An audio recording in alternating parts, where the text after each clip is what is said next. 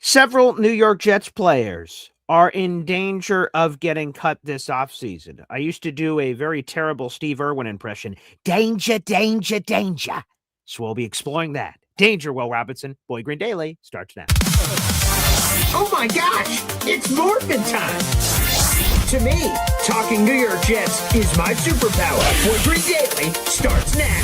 Wow! Boy Green Daily, Boy Green Daily, Boy Green Daily. It's not just football, man. Boy Green Daily, Boy Green Daily, Boy Green Daily.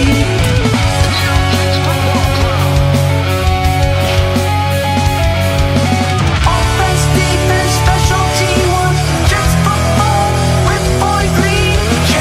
J-E-T-S, Jets. Let's go!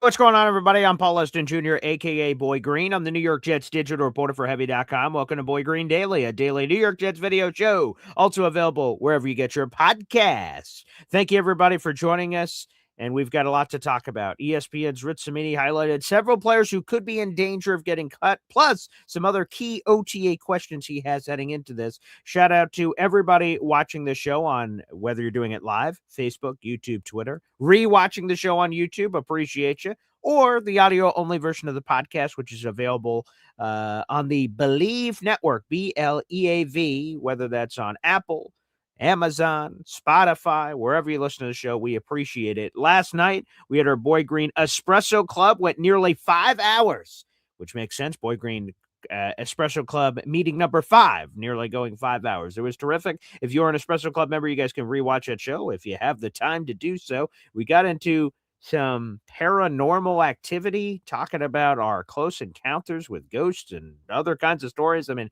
we got into some deep stuff, so folks, feel free to unpack that. But first, it's a Sunday, which can only mean one thing, folks.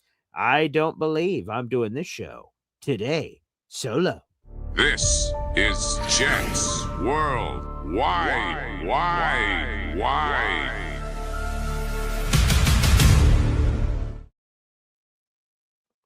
Yes, here we go, Yes. baby. Let's That's go. it.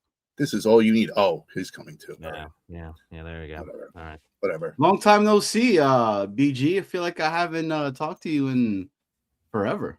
Yeah. Did you notice the wardrobe change? Huh? I You see did. that? Yeah. Okay. We went like a magician. Pow, pow. We just made that happen during that quick interlude. Was able to switch it over to the Jets Worldwide hat, JWW. Oh, you might want me to change this one? Okay, hold on. There you go. Would you? Yeah, I just did. Oh, you didn't. You didn't. It's still. It says. I see. It says Nixon 4. Yeah, that's nice. Okay. Shout out to the Knicks. I'll start it off.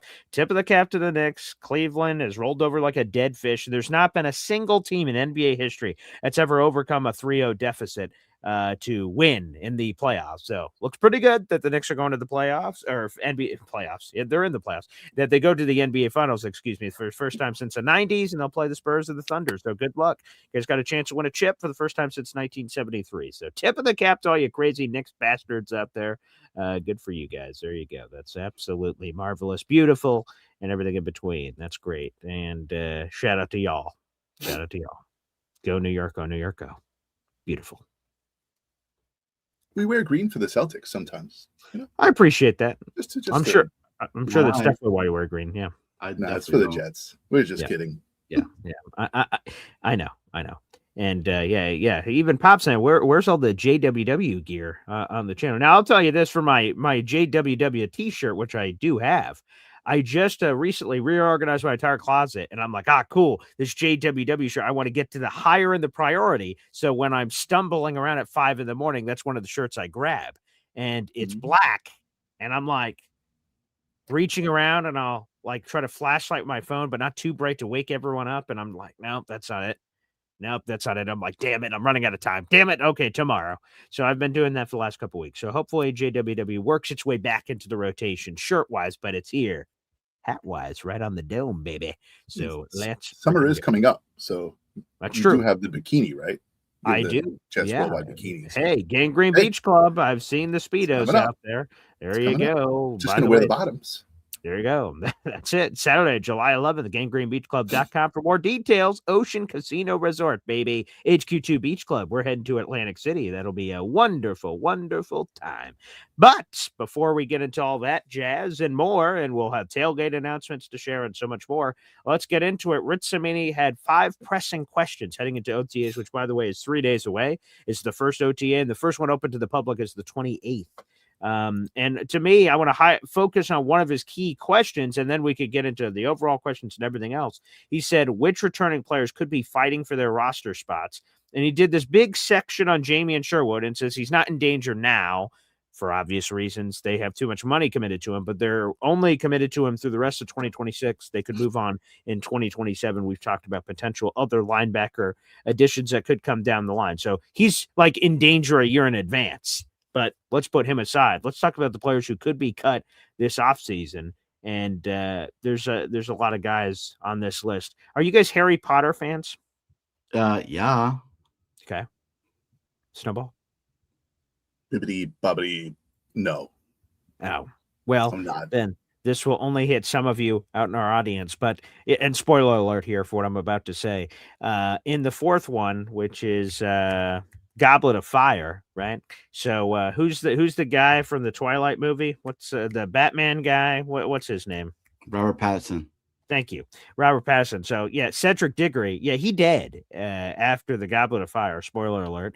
And then his dad realizes when Harry Potter, sort of transports back after, again, all the spoiler alerts here for Goblet of Fire. This book and movie have been out forever, so I don't even know if it requires a spoiler alert. But nonetheless, they bring his Cedric Diggory body back, from where they transported him from, and then the father sees it. He goes, "Bye bye," and he like runs over and screams over his dead body, "Bye bye." And I feel like that's what I'm doing here for some of these players on this list for Rich Cimini, because one of the names on this list is Andre Cisco, my boy, Syracuse guy. Last year, he was their starting safety unquestioned. This year, he's fighting for his roster spot. He's fighting for his life, his football life anyway, on this team. We'll go around the room, and you can say whether you agree or disagree with each of these players on the list, and then give some words, hopefully not a eulogy here. But Andre Cisco, do you guys believe initially that he is on the chopping block? Yes. I'm hope that VJ Payne ends up beating him out. Okay. Snowball? He was like one of the earliest ones that they brought back.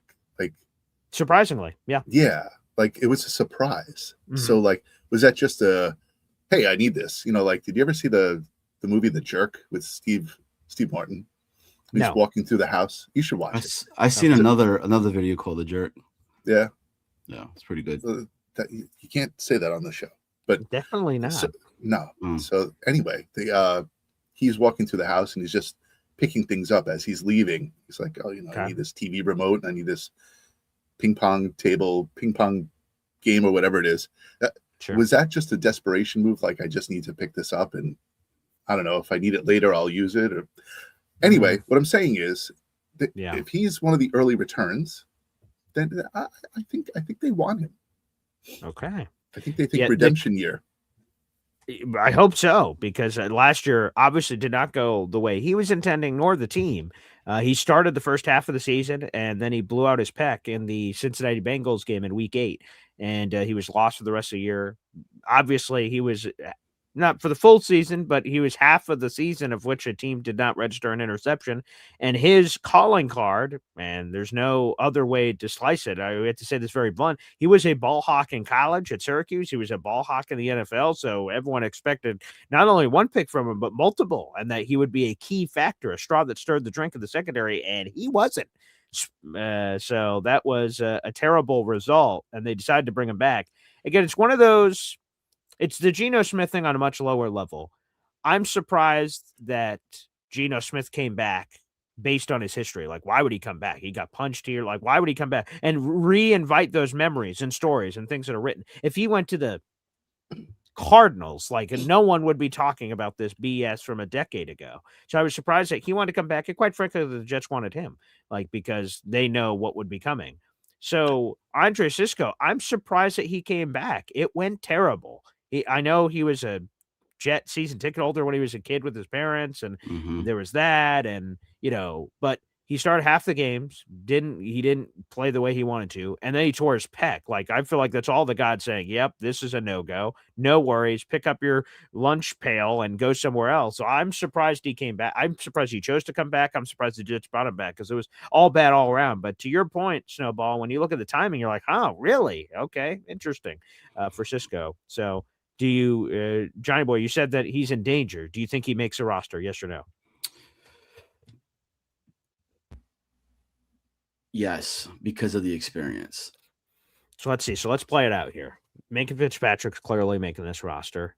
Malachi Moore is clearly making this roster as a 4th-round pick they traded up for last year. And now we get into Dane Belton, Andre Cisco, and VJ Payne. Those are the other 3 of notable. There's obviously more than that on a 91-man roster.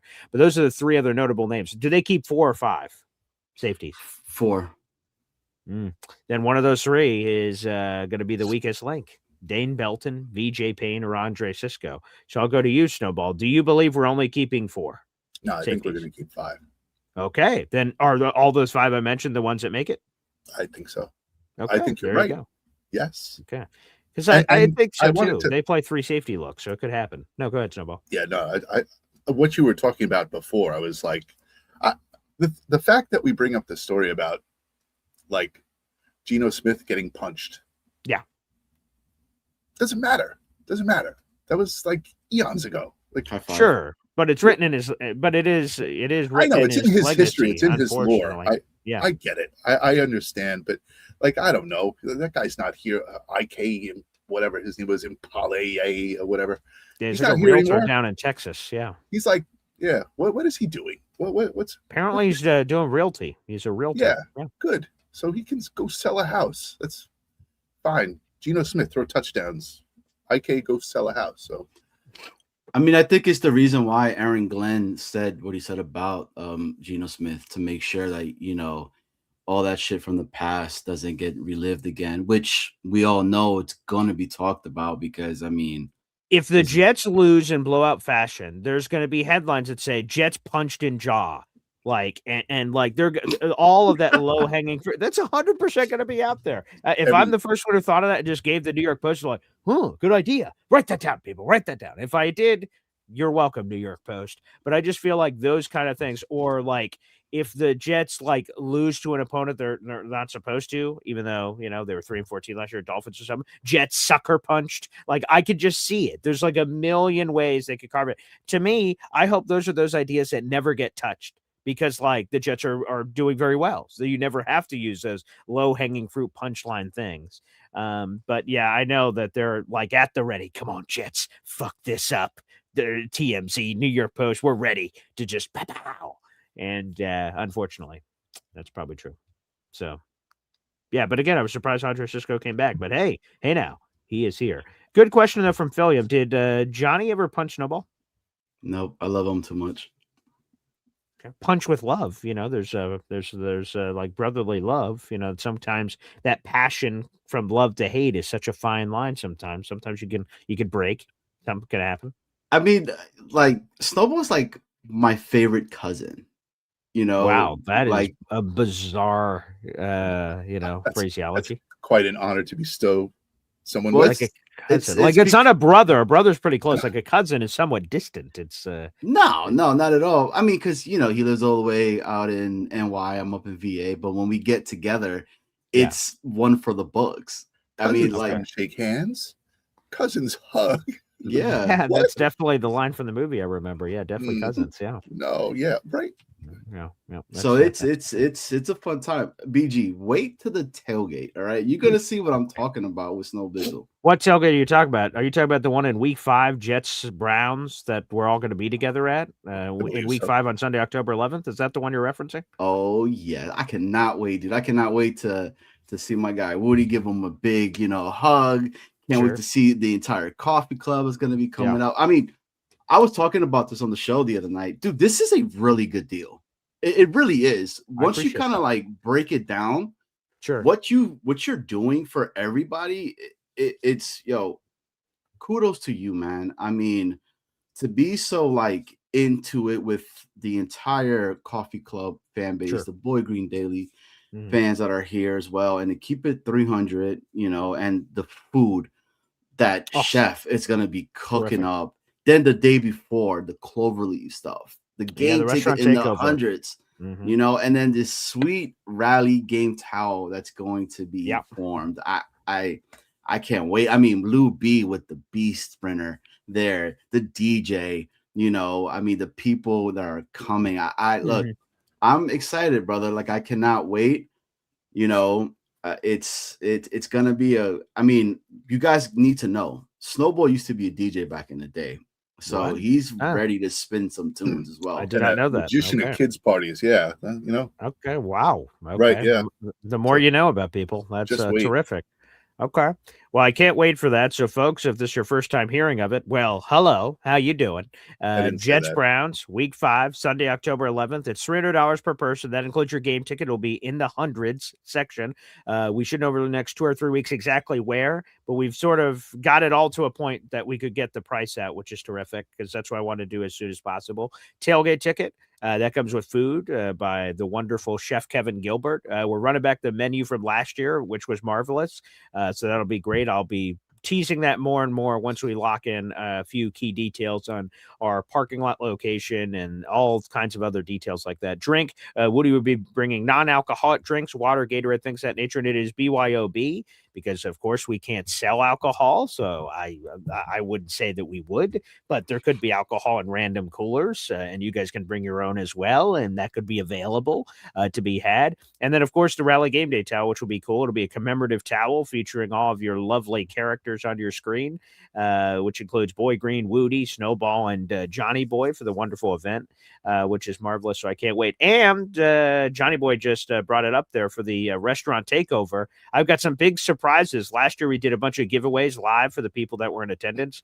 I want to soup that up even more. So there's some fun surprises for the restaurant takeover. We'll have a sign-up sheet for that probably somewhere in the month of June. So keep an eye out for that. If you can't attend the game event, which happened last year for Snowball, he had his anniversary. But he could attend the restaurant takeover the night before. So we did a lot of fun at the Cloverleaf Tavern upstairs in the private room, which I've already booked. And I've just been told by Chef it can have a maximum of 56 people in it. So we had 40-ish last year. So we still have a little bit more wiggle room for a few people out there in the audience if you guys want to show up and have a good time. And if that sells out, we will have the downstairs that we can reserve extra tables for, and then people can sort of meander up and downstairs and come together. So we'll have some exciting things for that. So it should be a really good time. Yes, sir. And BG, just to let you know, I've been messaging Downhausen every single day. That'd be crazy. Since this, to have him come to the actual. I hope, I don't know if it's the real one. Wow, that would be nuts. Yeah, dude, it'd be very evil, very nice. Yeah, sure. And hey, if anyone wants to bring any celebrities, I'm down to clowns. That sounds like a handful of a time. That's for sure. You'll jump around? Jump around. We'll have all that available. So, folks, we'll keep plugging in a few more of the tailgates. Again, if you are interested in attending or even hearing more information, it's quite simple. Just email me right here, paulaesdenjr@gmail.com. I heard Johnny Boy fuck it up during Jets Worldwide, and then Snowball immediately was there. That's what any good couple is there for, to pick them up when someone else falls. And I heard that immediately. I'm like, oh, great. Johnny Boy's like, yeah, Paul Esden Jr., gmail.com. Great. Reach out. I'm like, wow, I'm not getting any inquiries. That's so weird. And so thank you, Snowball. So again, Paul A., middle initial, Esden Jr. @gmail.com. Make sure you guys reach out. Again, even if you just have interest, questions, geez, when do you need the money by? Which, by the way, is June 10th.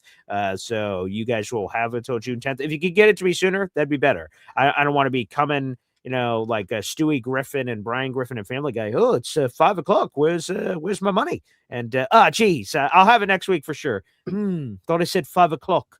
Oh, you're crazy. Oh, Jesus. So I don't want to be chasing you for money. So again, the sooner you can do it, the better. But if you need till June 10th, that's why it's there for. So for people that need help or insights or anything, a payment plan potentially, I heard 1 or 2 people ask that. I can't do that for everybody, or else when the Jets come for the money in the reverse of that scenario, and I'm Brian Griffin, they're like, oh, where's the money? I'm going to be like, geez, next Friday for sure. And I'm going to get beat with a bat.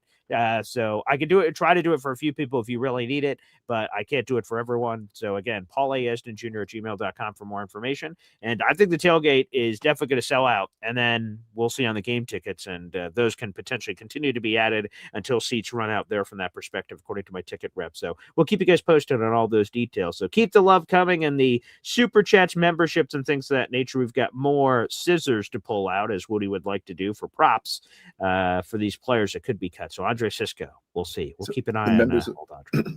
The former members of the flight crew, they're not coming this time. I don't believe so. No, all right, that's all right. But hey, I'm open to all. What did Aaron Rodgers say? I'm open to everything, attached to nothing. So we can see. How often do you love as a Jet fan quoting Aaron Rodgers? Another name on the list. Oh, this is personal, but not for me. It's for me. For somebody else in our audience. It hurt. I'm going off the rails on a Mazi train. There you go. Oh, not that guy. Oh, well, I guess we'll get to your guy eventually here. Mazi Smith, the defensive tackle, the Jets traded for him from the Dallas Cowboys, who was in the big blockbuster Quinn Williams deal, sort of as a throw-in, 2 first-round picks. I remember talking to RJ Ochoa of the Dallas Cowboys, and I did 2 breakdown episodes for the trades that we made, like Sauce Gardner leaving, and what information can you give me on Adonai Mitchell, Colts guy, who was Jake Arthur at the time from Sports Illustrated, and then also on the other side for Mazi. And when I reached out to the Cowboys guy, I'm like, hey, could this be a sneaky thing, right? The Jets got Mazi Smith, and RJ just told me basically, shut up. He's like, I'm going to tell you right now, Mazi Smith, the Cowboys couldn't give away last year. So, like, the fact that you guys got him is just, like, I can't believe you took his warm body. And again, it made sense from a Jets perspective. They're losing Quinnen. They needed a defensive tackle. The Cowboys suddenly had one available that they did not want, and we got him. And so sorry, EZ. I know that's a personal, thing for you. Rich Samini has him on his list of guys who could be cut. And to be honest, I see no chance how he makes this roster. Tavondre Sweat, Jawan Briggs, David Onyemata, Harrison Phillips, and then we also drafted Darrell Jackson Jr. That's 5. So I think we keep all of those 5. So where the hell is Mazi Smith going to go? That Mazi train is clearly going off the rails. I don't know what God's green earth outside of injury, how he could possibly make this roster, even if he performed very well. I just think the room is locked and loaded. Those 5 are making the team, and I don't see anyone else making the team, quite frankly. But what say you? We'll start off with you, Snowball, this time. We still have, what's his name? Oh, Peyton. Page. Guess who? I love this game. I used to play Peyton this. Page. Oh, yeah, Peyton Page. Oh, yeah, Clemson. Yes. Oh, I love that name, Peyton Page. I don't know. I don't know. You think he can? Maybe Smith stays. Where? How many defensive tackles are we keeping? I'm trying to look to the roster here and see if we fit him. You know what? Again, all I'm saying is this. I think the 5 names that I said are they're no question. I think Jawan Briggs is clearly making this team. Harrison Phillips is making this team. David Onyemata is making this team. Tavondre Sweat's making this team. And Darrell Jackson Jr., the rookie, is making this team. That's 5. I don't know how many we're keeping. If you tell me, we're keeping 6, then okay. All right. What about Jack Heflin? Jack Heflin? Yeah, former Ram. Shout out to Jack Heflin. Yeah. Can he make the team? Can Jack definitely Heflin not make the team? 0% chance. Yeah, all right, maybe we do it. Maybe you are flushing Mazi down the toilet. Yeah. Okay. There you go. All right. Johnny Boy. Mazi. Bye. Oi. Bye. Oh, nope. Sorry. It's bye. Bye. Yeah, he's gone, bro. I mean, wow. You know it. Hey, I mean, you hit it, BG. You said all the names, and then Mazi. Cool name, right? I very think so, cool. Mazi Smith, but nah, he's out, man. No shot. I don't think he stays. Goodbye. The weakest link. That's very nice. I don't know how many people still get that reference, but for anyone that does out in our audience, I truly appreciate that. So thank you. I think there's some music that you use that the weakest link, right? Do you use is that weakest link? No, I think that's Who Wants to Be a Millionaire. Oh, doom, yeah. Doom, doom, doom, doom, doom, yeah, doom. That's this. Yes, here it is for people in the audience. Yes. Yeah, definitely not weakest link, but I do enjoy. I want the music, like when someone leaves and then they walk out and do that confessional, and then they're just like, "Wow, I can't believe what happened," and then like, "Oh boy, I guess I'm a loser." Like, I do want the thing. The weakest link. Goodbye. And I don't know when else I would ever use that, sound effect ever again, but like it may be worth me cutting up. So I might work on that on the side. Something else we should work on is gifted memberships. Mother effing 2, baby. Double-digit raffle tickets. That's its 10th raffle ticket of the day, baby. Let's Appreciate you, mother effing Chew. All right, who'd this membership go to? That went to Hold the Onions 123. You are a brand new coffee club member. Appreciate that. Yep. Welcome to the army. Make sure you thank MFC who gifted you that membership. So hold your onions. Appreciate that. Beautiful. Thank you, MFC. Thanks for all the love here on the channel. So Mazi train, and unfortunately, I think that's off the rails. Andre, I think's got a shot. I agree with Rich that he's in danger, but he has a chance to fight his way on the roster and make it and be that 4th or 5th safety. I think he definitely has a shot. Mazi, I don't think has any chance in hell, quite frankly. But, hey, that's why they play the game, Susan. So let's see if it can work itself out and come together here. All right. Now let's get to the one that I think I know who Johnny Boy was talking about here. Players in danger. Braden McGregor. Out of Michigan. Yes, the edge rusher out of Michigan. To be honest, like Mazi Smith, okay, former first rounder. Andre Cisco, like very highly thought of player. Like, okay. Like those are names that like you mentioned those like Braden McGregor's an undrafted free agent. With all due respect, why like of course he's in danger. Like he was in danger when he first got here as an undrafted free agent. Like I don't know if, with all due respect to Rich Media, I don't know if that name registers for me. With all due respect to McGregor. Yeah, of course he's in danger. We have 91 players on the roster. 40 of them are in danger. Like, did we even need to highlight it in the article? It's low-hanging fruit. Very. I think clearly he's in danger. Like, him and 30 other guys, like, yeah. So yes, does he make the team? I don't know. We're 4 deep there. Will McDonald, David Bailey, Joseph Asai, Kingsley Nagbari, and then we get into the extra levels of schematics 3-4-4-3, base defensive ends versus stand-up outside rushers. So that sort of muddies the water of how many defensive ends / pass rushers they're going to keep. I don't know, but yes, can confirm, Rich Cimini. Braden McGregor is 100% in danger. Yes, he's the Simpsons kid. I'm in danger. Yep, that's you, Braden McGregor. You're in danger, buddy. Johnny Boy? I mean, most definitely. I think anybody that hears that name instantly thinks of Conor McGregor. At least I do. I hear the name McGregor. I'm like, oh, so you're excited to see Conor McGregor return to the octagon, you're saying? Dude, it was fun, bro. I still love Conor McGregor's fucking walk.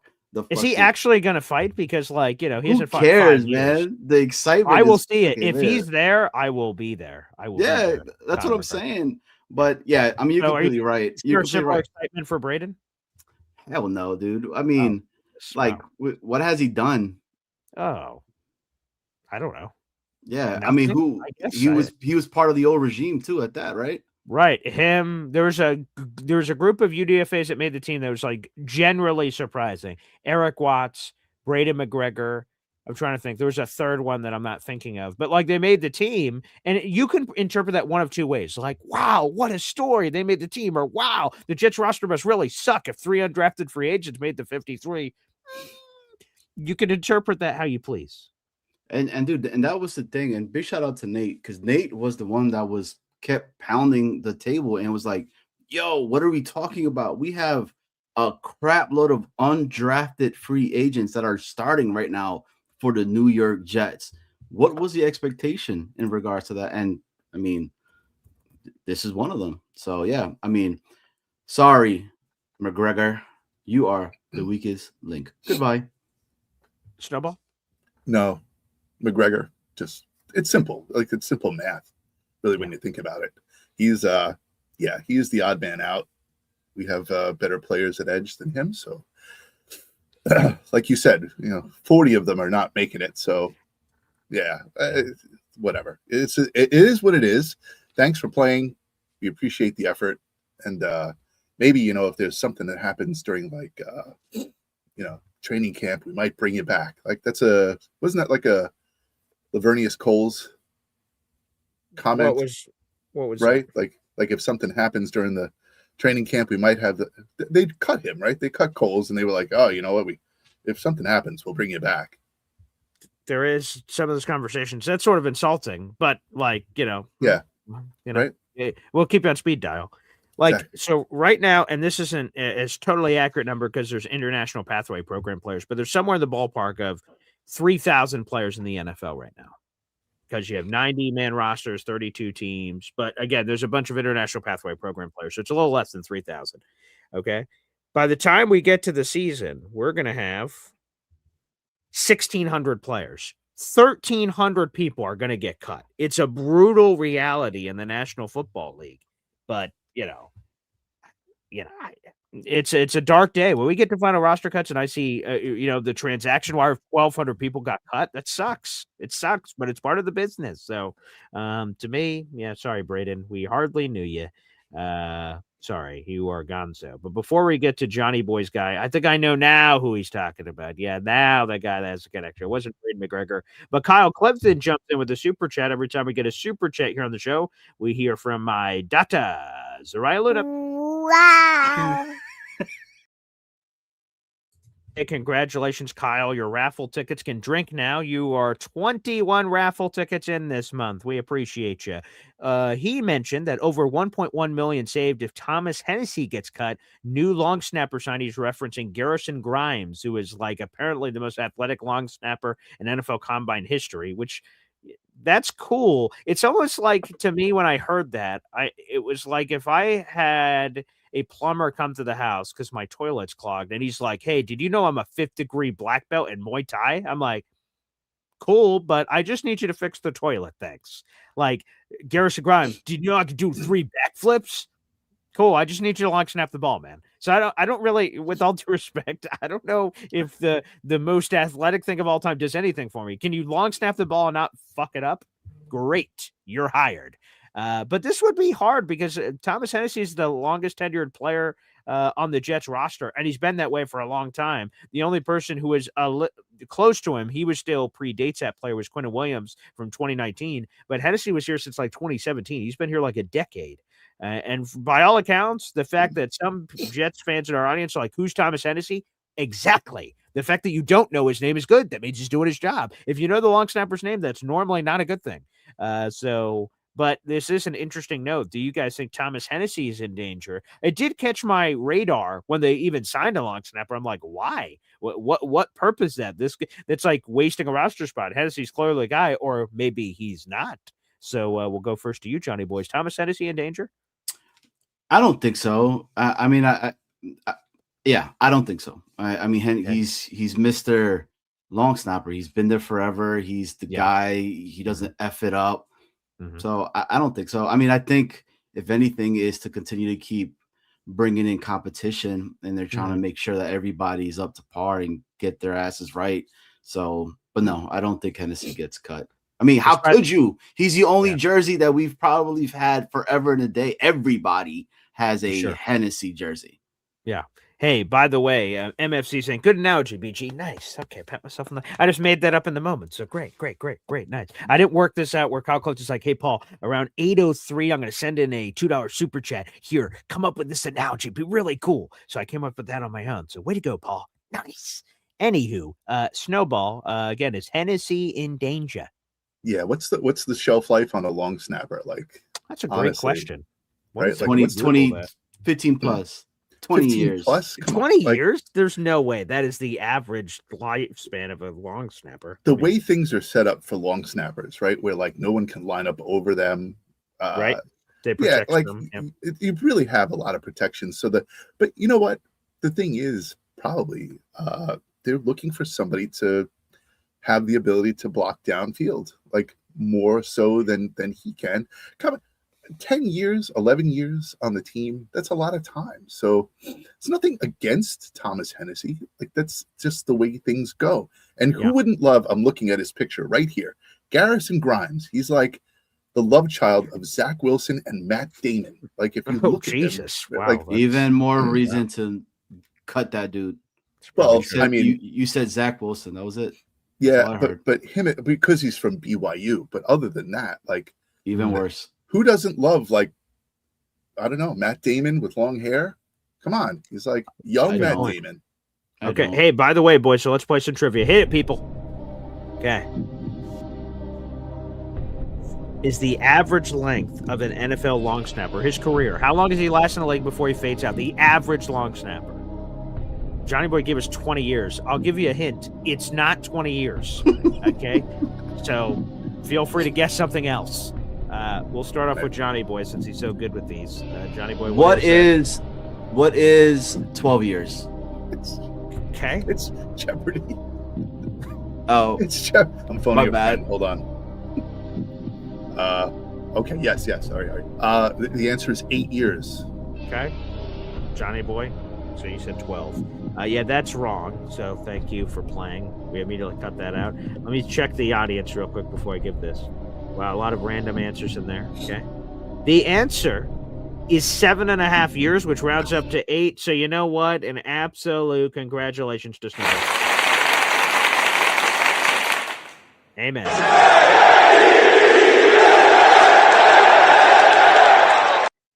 Yeah, the average length is 7.5 years. And for those who don't know, the average length of a NFL player, normal, regardless of position, is 3 years. So the fact that it's significantly more is sort of to what Snowball said just a second ago.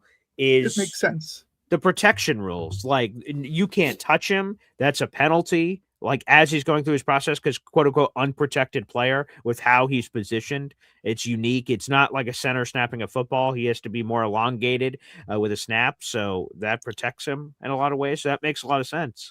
So there you go, 7.5 years. I can appreciate that. I relate to the length of 7.5. So it's a good thing. Wow. Mr. Snowball, congratulations. So there you go. Appreciate that. Thank you, Kyle Clifton, for the thought. I hope he's not, but again, last year with there was a tough one for me. Again, when you do this long enough, you develop friendships. Thomas Morstead was a friend on the show. He was the punter, and I didn't want him to go. He gets cut. They bring in what's his name? Austin McNamara. And I'm like, who the hell is Austin McNamara? So sometimes our heart versus brain, that's why we don't make the decision. So yeah, maybe Thomas Hennessy could be on the block. There's no other reason to explain Garrison Grimes coming in. So yeah, he's definitely in danger, but we'll see what happens. So Addison's comment is the comment what did he say? Of the the moment at the moment right now. Anyone that just turned this on came into a conversation of three men talking average length. Who doesn't? Jets worldwide takeover on the Boy Green Daily Show, 7:30 a.m. Sundays. Let's go, baby. By the way, man with Jets tattoo asks, "What's the average lifespan of a Jets fan?" 100 forever. That's infinite life, the fountain of youth. Eternal life. Yeah, that's probably true. The grave. Take it to the grave. Probably true. Okay, let's go with one last player that is on the list for ESPN Shirts and Media. So in case you're just joining us again, I'm Paul Esden Jr., a.k.a. Boy Green. We have Snowball and Johnny Boy here of the Jets Worldwide Crew. They take over a show every weekend, which is terrific, and we get to talk all things New York Jets. This morning, ESPN's Ritsamini a couple hours ago wrote a column where he talked about the biggest questions heading into OTAs, and one of the questions I wanted to highlight in particular was which players are in danger of potentially getting cut. He listed 4 players on his list. And the next player on his list is someone that I did meet with Lou B last year. Here it is. Here's our beautiful photo here. It is the one and only Arian Smith, the 4th round pick last year. Former Georgia wide receiver, as Johnny Boy has his connections. Met him last year in the summer. Really nice guy. And told some fun stories that I've shared, I think, in the Espresso Club before about wanting Lou B's diamond watch, wanting talking about like, hey, the reason why we're not practicing the 80-yard bombs in practice because we're saving them for games. And we all went, ooh. And then we saw nothing from poor Arian Smith. So that was depressing. But yeah, let's start off with you, Johnny Boy, first. Rich Samiti says he's in danger, danger, danger. Do you agree? No, I don't. Because of what Banjo said about him already. And he talked about Arian Smith and what Arian Smith is. He's a good gunner, sure. I mean, he's doing everything and anything to stay with the team. He's being asked to play special teams. He's doing it. We don't know what Arian Smith is. I don't think any wide receiver last year, you could say anything about them. So, Arian Smith, you are safe. Yeah, definitely not. If we pull like with all due respect, I do think there is some of what you say. Justin Fields was a net negative at quarterback. So whatever Arian Smith could have been, Justin Fields probably wasn't going to find. Geno Smith takes deep shots. So an occasional deep threat and gunner, maybe that's what he is. Maybe. Like, okay, so let's start walking through the wide receiver room. So Garrett Wilson, yeah, I think he's making this team. Omar Cooper Jr., he's making the team. Mm-hmm. Adonai Mitchell, he's making the team. Isaiah Williams is totally making the team. And now we're past 4. How many are they keeping? Are they keeping 5? Are they keeping 6? That now we start getting into conversations. Arian Smith, the conversation of Arian Smith starts at wide receiver 5. Mm-hmm. And that's to me a dangerous place to be because that means you're not too far off from falling off the cliff. So yeah, I see Snowballs looking probably at some of the other Jets receivers there. Right? I am. I'm looking at like Irv Charles. Yep. Like Magdalena. He's actually gone. He's not more. Well, so. they should update their website. Good, yeah. They cut him. in charge of the Jets website. Get it going. Yeah. Come on, Jets website. You even announced his release. So like, that is terrible. So Magdalena no longer with us, unfortunately. Right? I have a friend named Magdalena, by the way. But did he play wide receiver for the Jets? No, it's a girl. So anyway, but what I'm saying is that do you have a lot of Jets memorabilia that's worth a lot of money? Probably. Yeah. Zach Exchange helmet's probably worth a decent chunk of change. Did he sign the ball that you're holding in the photograph? He did. Yes, he did. Yeah. Well, then he's staying on the team. Damn Skippy. The trend is your friend, and if you have a lot of valuable Jets memorabilia, then Arian Smith is staying, and that ball is worth a lot of money when he catches that touchdown that's going to get the Jets into the playoffs. That would be awesome. Yeah. The few signatures, I got to meet Quincy Williams, who's now on the Browns, so we hate his guts in week 5. But Quincy Williams I met, super nice guy. Arian Smith, Garrett Wilson. Sauce Gardner came over for like a half second. Mason Taylor came over. Russell Wilson, of all people, was like walking by, which was interesting. There was a Jets Giant joint practice. But yeah, I think it's fair to put Arian Smith in the quote-unquote danger category because, like I said, at best, he's wide receiver 5, and maybe I'm missing somebody. Because is there anyone else on that list that we didn't? So Garrett Wilson's a lock, Adonai Mitchell's a lock, Omar Cooper Jr.'s a lock, Isaiah Williams is a lock. That's 4. Is there anyone else in that wide receiver room, Snowball? Quentin Skinner. No. Tim Patrick, Isaac Tim Williams. Patrick. Oh, perfect. Yeah. There you go. That's the name I was missing. So like Tim Patrick, I wouldn't call him a lock, but him and Arian Smith are battling for 5. Let's say Tim Patrick makes it. Now all of a sudden Arian Smith is at 6. So that's Quentin dangerous. Skinner, Malik McLean, DT Sheffield. Okay. I mean, these are all these other names that are just random. But Tim Patrick was a good name. I appreciate you saying that, John, because that's another name that's like, ooh, that's dicey. Tim Patrick he's a tall dude, man. 6'5". 6'5". Yeah, 100%. Which is quite frankly what this receiver room needs. We need some length. I don't know where he's going to exactly fit. But Skinner's 6'5" too, but he's a noodle. Yeah. No, he's not actually. No. No, he is compared to Tim Patrick. He is. Yeah, right. So yeah, I think Tim Patrick has a shot. There could be a chance he doesn't make the roster. He got a little bit more than vested veteran minimum, so a few shekels more than that because apparently there was competition for his services.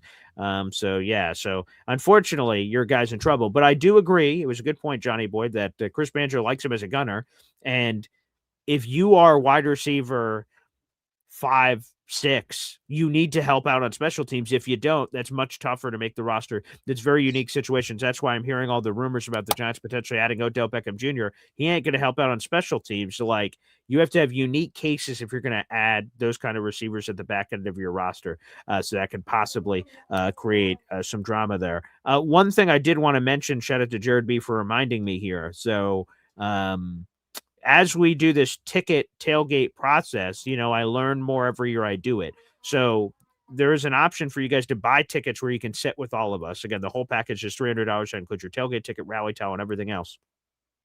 We do have options if you are, I won't use the word that Jared B used in the text, but if you are handicapped and you have to sit in ADA seating, apparently you don't have to do that separate on your own and figure it out. My Jets ticket rep texted me yesterday to say that could be part of our group, and they will get your ADA seating for assisted seating. That can be part of our group, so the price can be the same, and you guys will be as close to us as possible. They will do whatever they can wherever our final seating is to make you as close to us as possible. So we can accept ADA seating. So if you're out there and you thought you had to do that on your own, we could give you the same discounted tickets that we have for ours. So that's great news.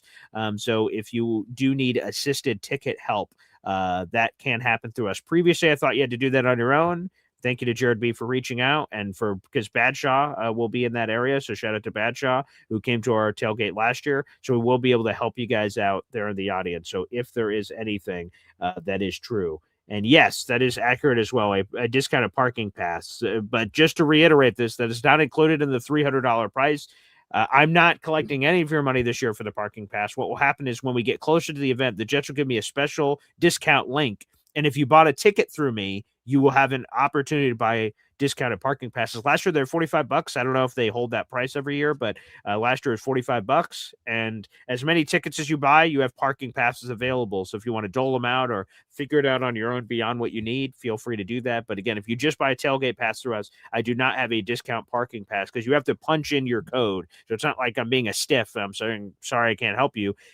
They will only let you do it if you punch in all your information. So they won't allow you to buy a parking pass unless you have a ticket through us. So keep that in mind. But yes, there will be a discounted parking pass. And when we're much closer to the event, they'll provide that link. So I will collect none of that money from you. The only money I'll be collecting is for the tailgate and the ticket for the game. Hell yeah. So thank you, and Jared. Sitting in the 100s is crazy for that price. Yeah, man. Sitting in the 100s and getting fed and getting a towel to wipe your brow with. Like, that's incredible. Yeah, well, I'm glad that you guys are going to be there. That's amazing. It sounds like you guys will probably both be at the restaurant takeover the night before, yeah? Oh, yeah. It's going to try like hell to get there. I wouldn't miss it for the world. See, there you go. That's the spirit. Yeah, great. Yes. BG, just to kind of hit what you were talking about, I think the one that for me that Rich put on there that I feel like we should spend a little bit more time on is the Sherwood conversation, because you did have Fario on, and I came on and was talking about the wide receiver, and he was like, linebacker, you mean, right? Yeah, linebacker. I'm sorry. Don't worry, right? I don't know. He told you to shut up. Yeah, that's pretty much. What he told said, me, shut the hell up, you son of a gun, because you don't know what you're talking about. But I heard that. Then you see Rich put this out. You know what I mean? Like, Nick did say that Sherwood was really good in pass coverage. I don't think he was. I'm pretty sure he was straight basura, straight trash with it. So right? Are you telling Nick Ferry now to shut up? No, I mean, I got love for Nick. So Nick's Jets on SI reporter Nick Ferry.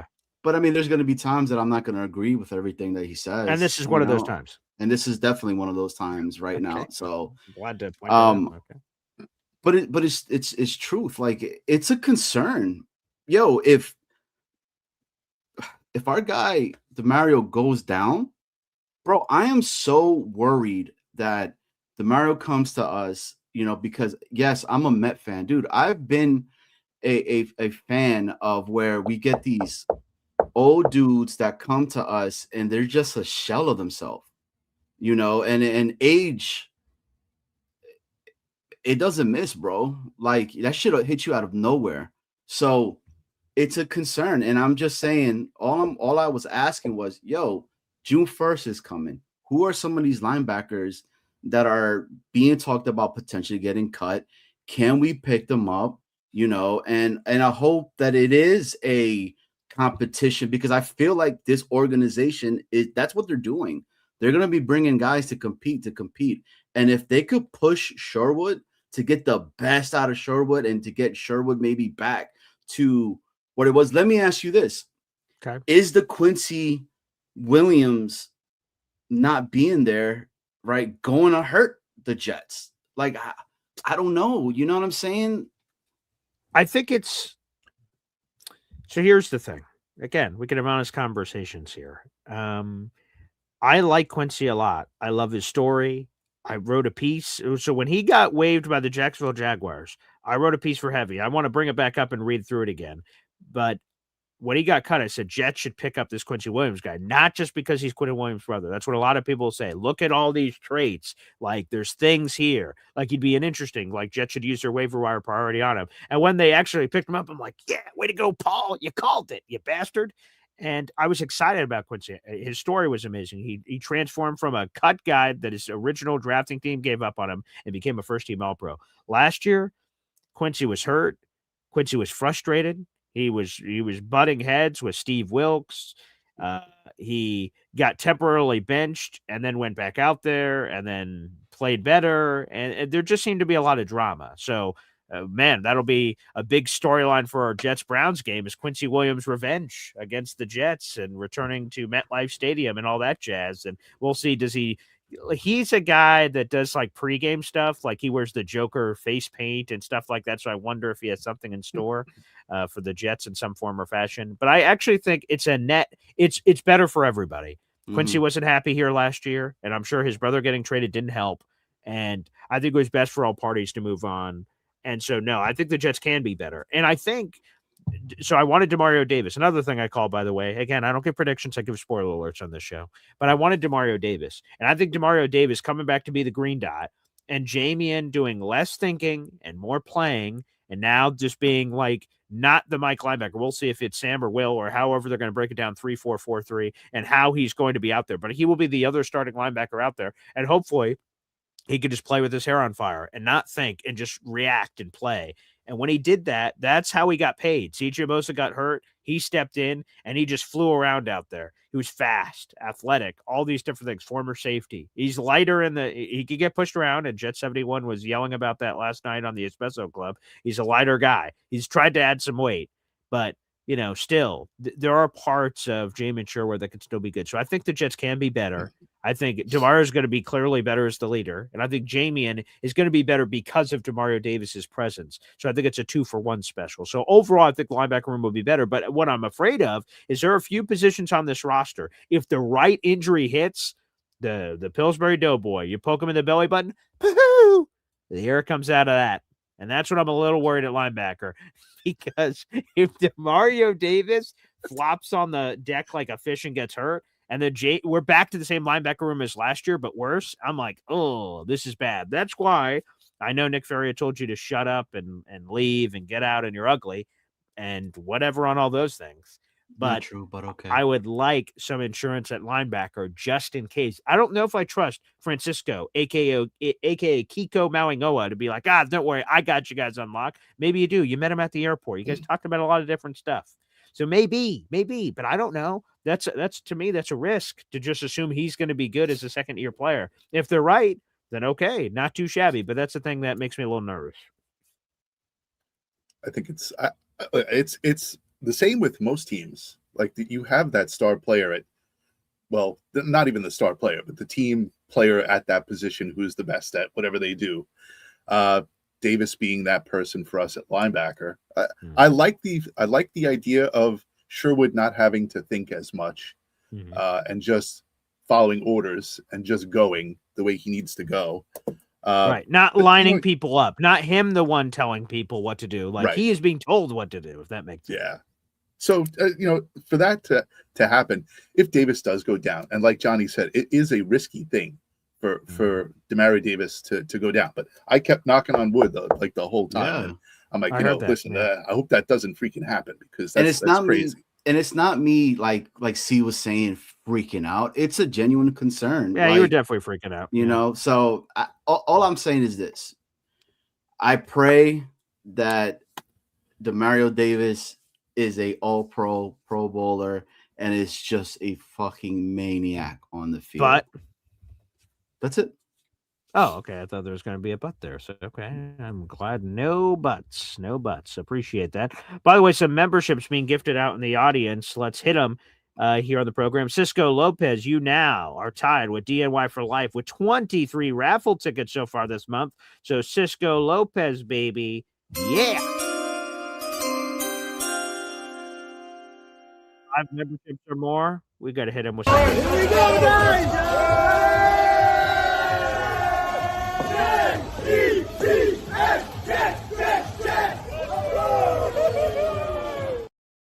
Fake smiles from them women. That was it really upsets me, bro. It's still to this day. I get pissed off when I see that. Are we on camera? Are we on camera? Oh yay! Go Jets! And then out of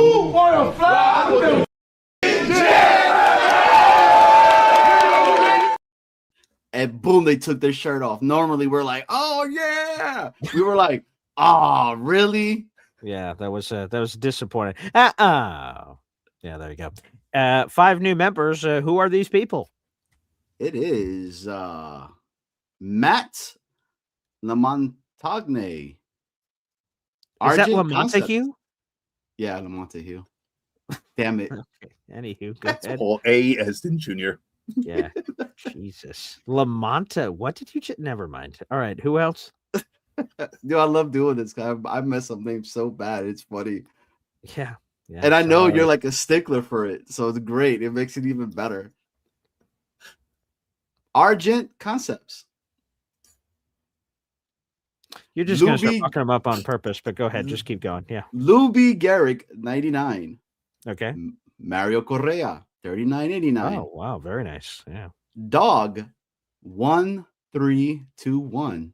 You are Coffee Club members. Welcome. And everybody, hit the like, hit the sub. What are you guys talking about, man? My man over here only has 32 likes. There's like 100 and something of you guys on. What is That's poppin'? true. Wait, 30 likes? That's it? What the hell, people? 38 now.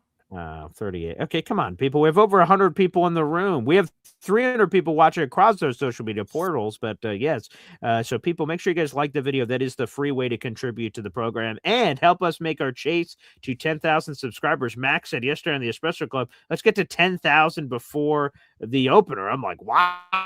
I mean, sure, that'd be cool. But so yeah, let's chip. We're like 1,300 subscribers away, give or take. So make sure you guys jump on the train. We're 4 subscribers away from 8,660. So let's go. Appreciate you, Cisco. Thanks, brother. See that, Johnny? Yeah. We're getting help in the chat. Mother effing Chu says it's pronounced La Montagne. Okay, wow, a third pronunciation. So, okay. I don't think Johnny Boy with 1,000 guesses would have possibly landed on that train, MSC, but appreciate the attempt to help that man out. And I can't lie, of course, Boy Green won the draft. I met Rich Eisen. I got to hang out with Johnny Boy at the bar and watch him not eat appetizers that he ordered. Like it was a marvelous time. So, yeah, Rich Eisen, David Bailey, Curtis Martin. It was a spectacular time. So I appreciate it, Cisco. I realize that I have a 4-leaf clover shoved up an orifice. I realize that I am like the luckiest man on the earth. I'm lucky that we got to go see the Namath exhibit. I wish the museum would have been open. That would have been super cool to go in there and get to see all the other stuff that they have. Yeah, it was cool. It was cool. And again, I'm blessed. I got all this crazy shit that's happened. So that knee thing that he was wearing, it was insane.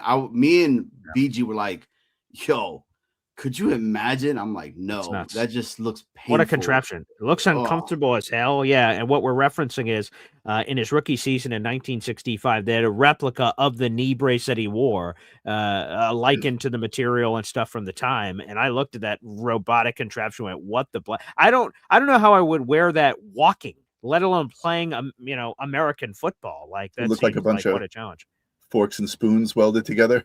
Basically, yeah. With weird, bandages or like whatever gauze like material around, and said it was a replica of what he wore in 1965. And think about it, that was his first year in the league, so that means he wore it the entire time of his NFL career, because his knee issues unfortunately predated him to Alabama days. So that is unbelievable.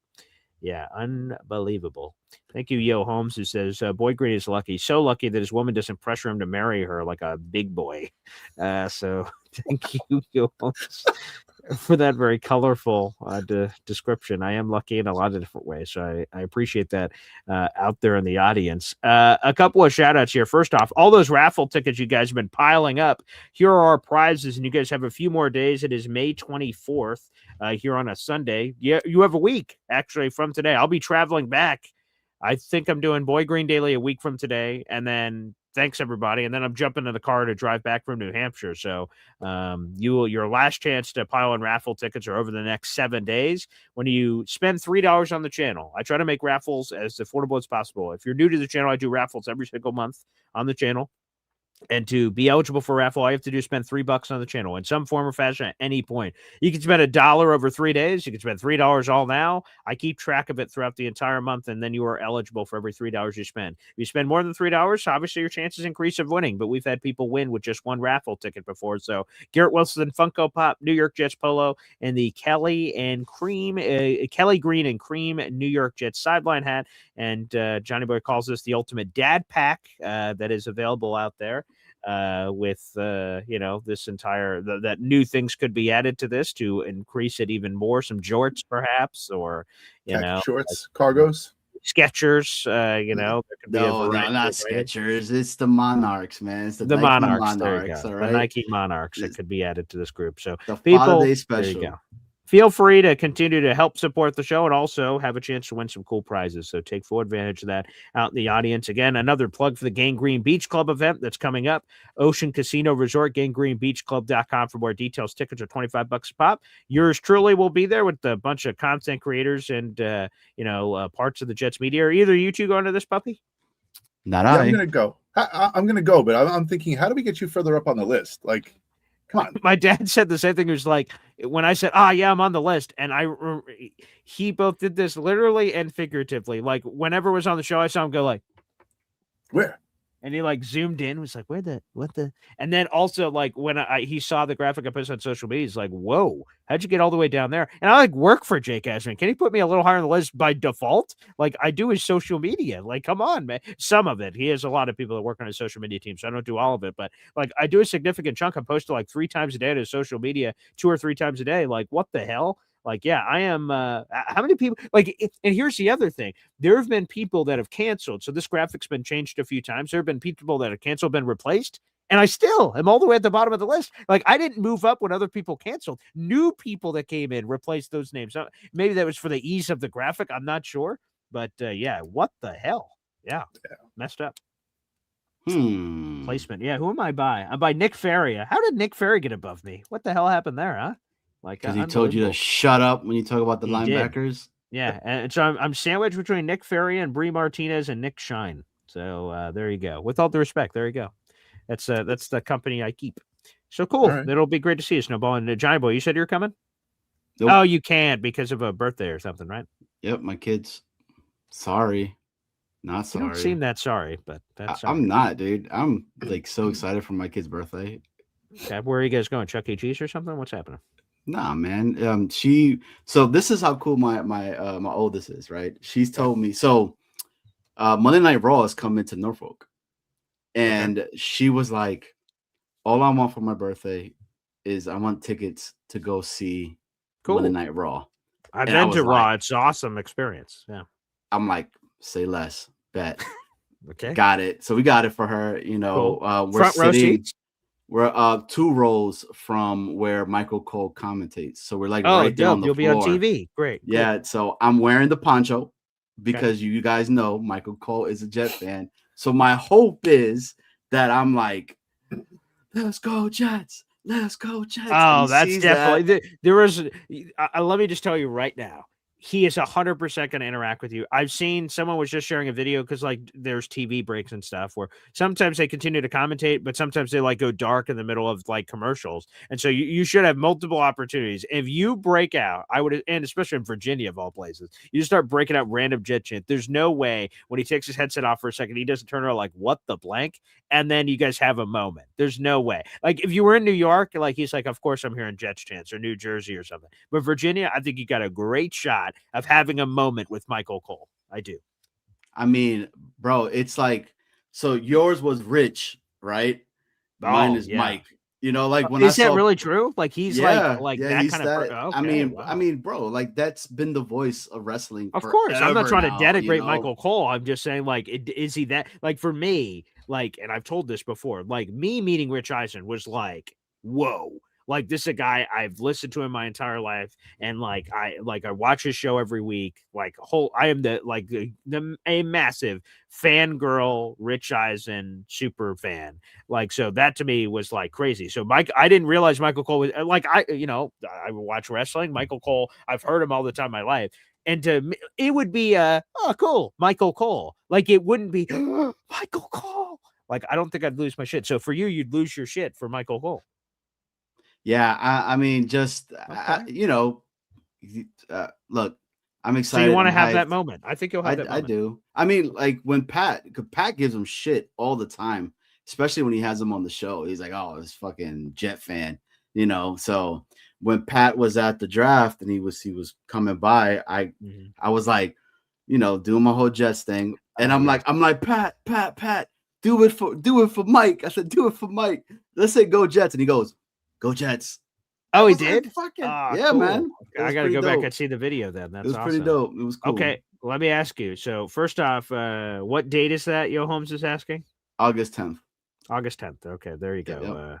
Wait, August 10th? Yeah. This event that we're doing is July 11th. How does this interrupt with that? I mean, she wanted that, but we're still doing other things prior to that. So. All right, I'm not going to do a whole investigative journalism into it. That's neither here nor there. All right, Snowball, who is the celebrity that would make you fangirl? Who is it? Who's that person? Who would make me fanboy? Sure. Okay. If you don't I'm like changing the gender fluid qualifications I gave you, that's fine. Fangirling on it. Who would it be? The celebrity that would make me? Yeah, it could be movies, it could be TV, it could be football, it could be anything. I'll tell you. Actually, okay. I'll tell you. Okay. Last night, my son comes home from work. Okay. All right. And he goes, Dad, you'll never believe who I had a conversation with, and I didn't even know it was him. And I was like, who did you have a conversation with that you don't know who it was? But it ended up being someone. Yeah. Yes. It was somebody. So this might be one of those people, right? Okay. So he goes, this guy walked in and he's talking about the weather and it's raining and he came out here for Memorial Day weekend and whatever and it's horrible. He's out in the Hamptons, right? He works for a private jet company. So and he's like, he goes, the weather's horrible, but maybe stay indoors and all this. And they're talking about what they're going to do over the weekend. Yeah. And the guy leaves and my son's like, well, have a great stay and enjoy your time. And thanks for using our company. And he walks away. The guy working next to him goes, dude, do you know who that was? Billy Joel. And my son goes, no, who was that? He goes, that was Joaquin Phoenix. Oh, shit. Okay, wait a second. Does your son live under a rock? Like Joaquin Phoenix is such a unique, like his voice, his mannerisms. Like I've just, who knows if that's what he really is like on random shows. Like he's awkward. Like there's I don't know, like, and then the Joker movie and everything. Like, how does that happen? Where, like, I would understand if there's a nondescript person, they're wearing a hat, they're wearing a hoodie, they're like trying to not be engaged. Like this person sitting next to him, you guys are fucking around with weather. Joaquin Phoenix, like, come on, man, that's your son deserves shame. Like, there's no, like, how do you not realize it's Joaquin Phoenix? Like, there's some people in life that are just like, if you just looked peripherally at somebody and they have brown hair or whatever and their voice is nondescript, like I could understand how maybe you could miss a celebrity. Joaquin Phoenix, he said, listen, he goes, to his credit, he's like, he totally didn't look like Joaquin Phoenix. Like I'm like, he has a very distinct face. 100%. Distinct face, distinct Right. voice, distinct mannerisms. He Yeah. seems like I've never met him in person. He seems like a very distinct guy. That's unbelievable. Yo, Either that or Howard Stern. Howard Stern would be. I would, yeah, that'd be cool. I'd flip. That's not the only like Right. celebrity that Right. his son has met and has just dropped it on Snowball. And Snowball's like, what?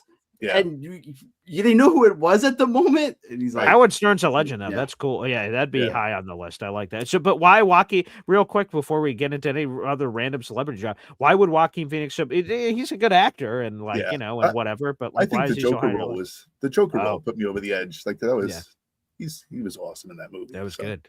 Yeah. Yeah. Oh my! And talk about all the like where he just has that fit where he's just like he's just doing this like on the bus and people are like what the and then like the comedy stuff where he says the jokes and there's that one meme of like him and no one laughed or said anything of the joke as he read it out from the notebook like so yeah okay, Joaquin Phoenix, interesting. That I would have never expected that name to come out, but that's why we do this. That's great. One of my favorite movies from him is We Own the Night. I've never seen that. He killed it in that movie, man. Okay. So all right. His whole family's NYPD, and then he's like a club promoter and not trying to get into the family business, but then he ends up, and it's a really good movie. So I'll have to add that to my list. But who else? And real quick before we move on to anything else, you said that this is not the first celebrity that your son has met. No, Johnny, he recognized Sylvester Stallone. Like Sylvester Stallone came in when he was in Jersey. I swear to God, if he didn't recognize Sylvester Stallone, you should disown your son. Like, but there was a Lady Gaga sighting, but they're not sure if it was her or not. They think it was, but she was all kind of like wrapped up headscarf type of deal. Sunglasses. They didn't know if it was her. See, that's okay. Again, if you miss a celebrity and they're trying to be somewhat incognito, respect. Right. But like, I assume Joaquin Phoenix wasn't dolled up with a veil over his head and wearing shades. Like, come on, man. Anywho, that's interesting. So good. People, let us know in the audience, by the way, if who is the celebrity that would just make you lose your blank over? Oh, again, it can't be anybody. TV. Movie, last year, last year it was Travis Kelce. Oh, he met him. Oh, cool. They did like security for the plane when it came in, so it was what's her face, that singer that nobody knows, and Travis Kelce. Taylor Swift. Right. Yeah, that one. Yeah. Oh, that's cool. Can you do a Stallone impersonation?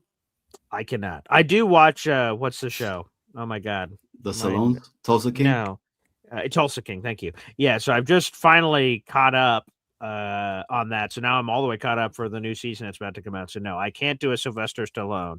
I do they're gonna hate that I'm publicizing this, but so I do the Syracuse Mets games. I'm behind the scenes. Sometimes I do sports updates during odd innings or something. So you'll hear me eventually on the broadcast, but behind the scenes, I'm like giving them time cues and all kinds of other bullshit I have to do for my job. And there's two broadcasters that do the Syracuse Mets games. And when they're on break and they're not on mic, they're doing crazy shit. They're singing, they're doing celebrity impersonations.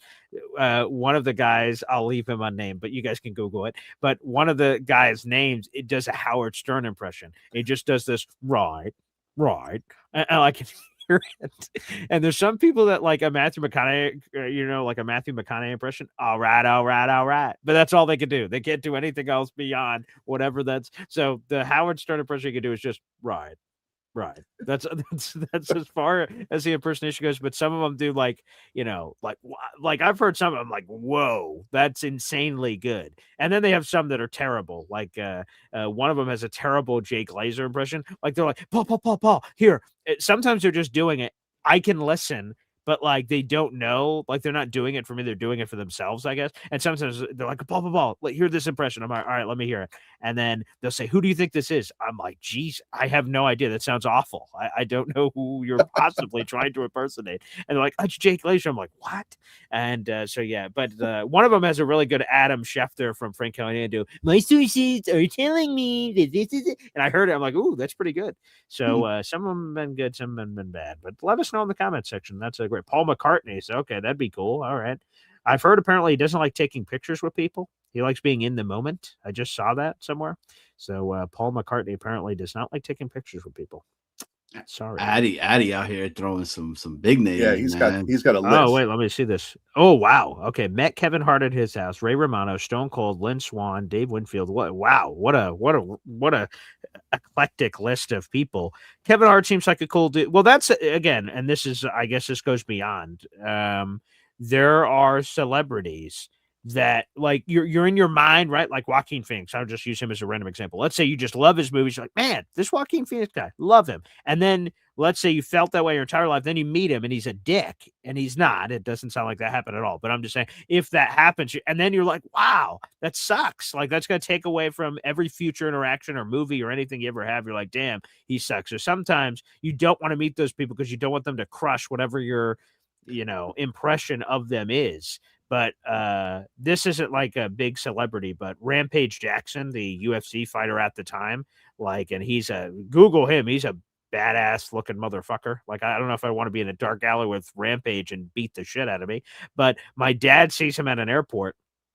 And he knows I'm a huge Rampage Jackson fan. And he comes over to him, try to subtly. And by the way, I think this is the proper way to do it. You don't just go, Rampage Jackson, at an airport, and then everyone loses their shit. So my dad, came up to him in a way that, thankfully, Rampage didn't think he was trying to put him in a chokehold or something. And he just said, hey, my son's a huge fan or something. Like, can I get a picture? And Rampage turned to him and says, I don't take pictures. And then walked away or something. And I'm like, oof. Like, what a dick. Geez. I mean, at least I don't know how nice he delivered it because I wasn't there with him, but, I've heard some of those stories and that's just, but I think people go too crazy. I don't know if it's in my Instagram algorithm feed or something, but it shows celebrity random interactions with people filming it. And then the person is the fans being way too aggressive. I feel like that's where, I've seen a few people, for instance, this isn't a big celebrity, Fletcher Cox. So I have a weird way to, if I know the celebrity somewhere in my universe, I can identify them in random places. I was at a Mississippi airport visiting my dad, and then off the plane, I'm like, in my head, holy shit, is that Fletcher Cox? So I just walked over to him. He was wearing headphones. I'm like, Fletcher Cox? He went, yeah. And I went, oh, fuck, this might go bad. I'm like, hey, do you mind taking a picture? He's like, sure. And I went, okay. I said, hey, I wish you played for the Jets. And he just eye rolled and then put his headphones back on. And I went, okay. No, well, I tried. So, but some people can be jerks. Some people can't. But I just think sometimes fans are too aggressive with some of those encounters. Yeah. I could give you one with my pops. Okay, go ahead. Yeah. So me and my father were at this. I don't know if you guys remember. Maybe Snowball does remember, but there was this store called Active Warehouse that was up on the island back in the day, and it's where you would go cop your Tims. So I'm there trying to cop me these cherry red Tims that just came out, and some beef and broccolis. So I'm there, right, and there's another guy right next to us. So he reaches for the beef and broccolis Tims, right?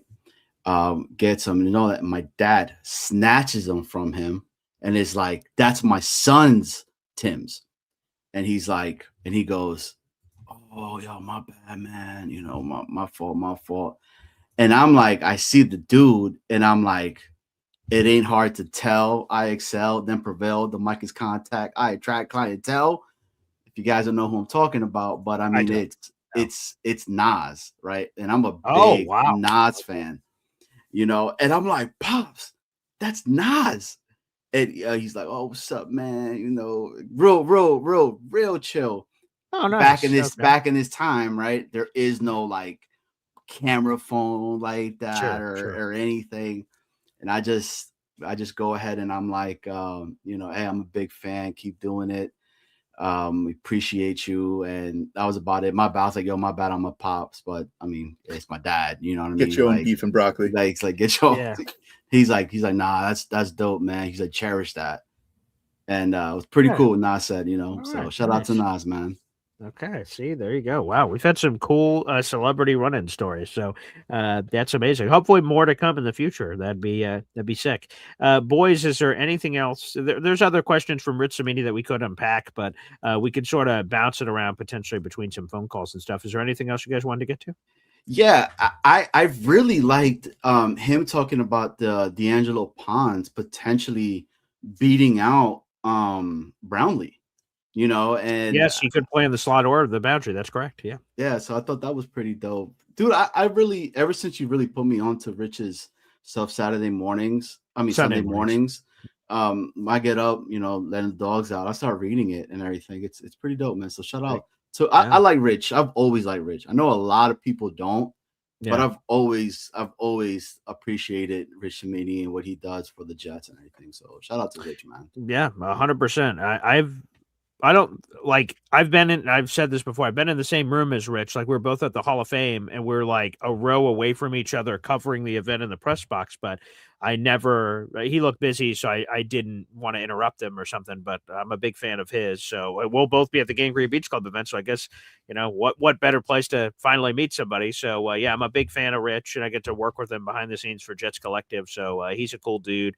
Yeah. For people that hate on him, again, I don't think maybe he is pessimistic. I don't know. I've never met him in person, so I don't want to judge, but like, he's covering a shit team for a long time. I imagine you got to cover a lot of shit. Like, I don't know. I'm sure he would love nothing more. And he has even said it, that if Geno Smith brings his team to the playoffs, that's going to be the greatest story of all time. And he'd love to write it because that means more eyes are on his, articles and podcasts and everything else if they're winning. So yeah, some people don't like him. To me, I really like Rich and enjoy his work. And again, to me, that's a ritual reading every Sunday morning. He does it most weeks during the summer. He takes a couple of breaks where he takes time for family and stuff. But and this one was even a different version. It was like 5 questions, but most of the time it's things you hear. And he normally has nuggets that no one else has. So I respect the grind of a beat reporter coming up with nuggets like that often lead content for the shows and things that obviously happened this morning. So cool. Good job. He has an office at one Jets Drive? Yes. So I went there when I got the documentary filmed, and you go back through all these rooms. So if you are a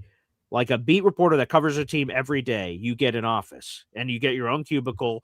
There's again, I guess they can load it up with whatever they want, but it's a writing area that you could do podcasts in there. There's like books and other kind of Jets history stuff, all kinds of stuff. So they have their own office. And again, while they were doing the draft coverage, they could be in their little cubicle. And then once they were done writing an article or something, you could come out for the press conferences. That's where AG would come out and Muji comes out. So yes, all the regular beat reporters have their own cubicle office that has a private door, and you can shut it and you could have your own space. So that would be cool one day to be in one of those rooms. So I was going to say, but they have like times where they can be there and times when they can't be there? That's a good question, right? Is there like office hours? Like, I assume they can't be there at 2 a.m. Because if you live in the building, right? If you live in the building, like, how can you not get the golden nuggets, right? Like the scoops beyond all scoops. That's the 100%. Thing, like, right? Like, I don't know. Especially because, like, here's the thing. I don't know this because I got a tour when I was there, but like, is there a separate cafeteria for media members, or are they in the ones with the players? Because like, I saw the players cafeteria and I'd imagine you just overhear something. How do you not hanging in there? And then that line of what you can share, what you can't in situations. So how do you not hear Nuggets just walking around all the time? Right? I don't know. That's a good question. Do they dress up and like, they're like the janitor. They're just like, sweeping up, like, don't just mind mopping me, boys. Up over here. And then here, do you hear about this trade coming next week? Scoopski. Yeah, that's a good question. I don't know. I'll have to ask that to Rich next time. Yeah. And BG, I think one of the reading all that and one of the questions, especially the talking about like the fighting for the roster spot one. Yeah. I was surprised he didn't really talk about the corners that we have, because I feel like that's another room that has a lot at the moment, so. Yeah, see, Reese brought it up. I love Quantez Stiggers, but oh my God, every year now that since he's been drafted, you had D'Angelo Pons, he's making the team. Nashawn Wright's Pro Bowler last year, he's making the team. You have those two. Brandon Stevens making the team. Jarvis Brownlee's making the team. Azaria Thomas is making the team. Oh man, we just you start counting the corners and you're going deeper and deeper and deeper. And man, I'm already at 5-6 deep. I don't know where Stiggers can fit. So I don't know how many corners they're going to keep.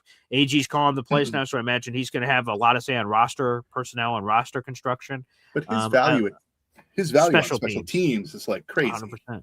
Yeah, sure, but how many do you have, right? Arian Smith, everyone's saying, "Oh, great gunner." Okay, Quantez Stiggers, great special teams player. Like, okay, Irv Charles for a long time has been a really good special teams player. He didn't play it all last year because of his injury. So I am curious how that sort of breaks down. I hope he stays. He seems like quality human. I'd love for him to stay. It's getting a lot more difficult to envision how he stays with all of this talent that's in this room right now, unfortunately. But I hope he does. But yeah, that's a good point, Johnny Boy. To me, that's a difficult one.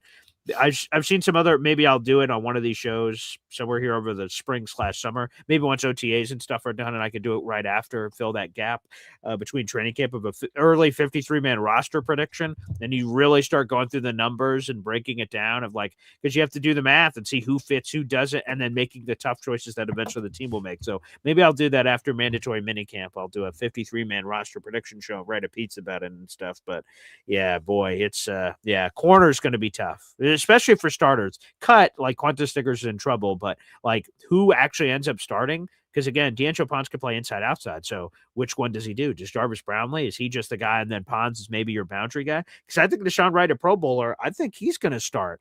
And Brandon Stevens is certainly going to start. And then is it Pons or Jarvis on the inside? I don't know. So that'll be interesting.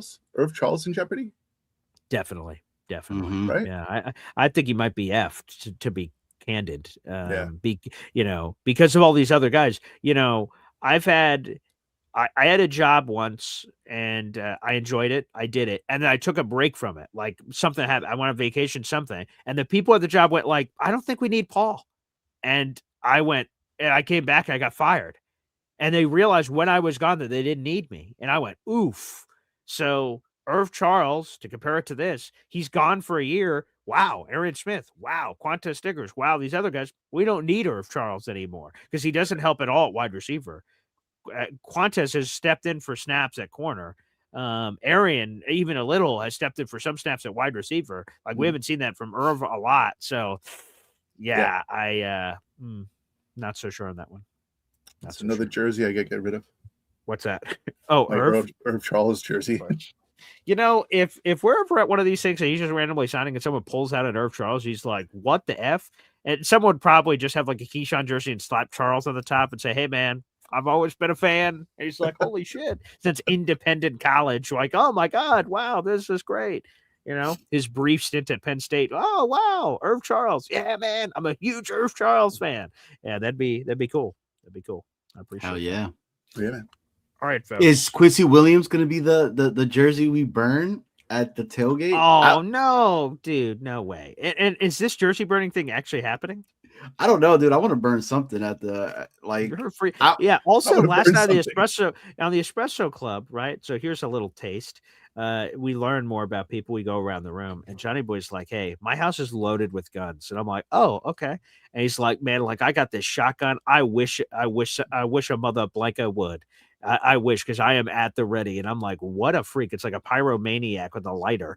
And he's just like, I am so ready at a moment's notice to burn this place down. And now he just says, I'm ready to burn a jersey or burn something. I don't care. Somebody's getting burned. I'm like, Jesus, man, let's see if it happens. So now I have a Quincy jersey. There's no way in hell I'm burning. I'm very happy. But I'm talking about a Cleveland Browns one. That's what I'm talking about. Yeah, sure. Yeah, who's buying that, by the way? There's like $200 jerseys. I mean... Who's buying his jersey to immediately burn? I'm not investing in that. $30 input. $30 investment. Oh, yeah. Get the Chinese version. Right. Yeah. Get the knockoff version. Yeah. Because who cares? It's just going to burn. So it's sort of the message. It's a principle. I mean, that's probably the one that makes sense if you're a storyline person, right? Like week 2 Packers, Tyrod Taylor, burn, motherfucker, or whoever. I don't know. There's probably other guys on the team. But like, yes. Yeah. So probably, I guess, poor bastard. Yeah, can we play Usher in the background as it's going? Let it burn. Must let it burn when you really find your maybe you can sing it. Yeah, there you go. Yeah, sure. You want to know where I go. He's got a microphone, right? Loopy has a microphone. Yeah, I think so. Yeah. Let it burn. Let it burn. Gotta let it burn. All right, it's time for the phone lines. Thanks, everybody. Sombrero. Please. Poncho. 1, 2, 3.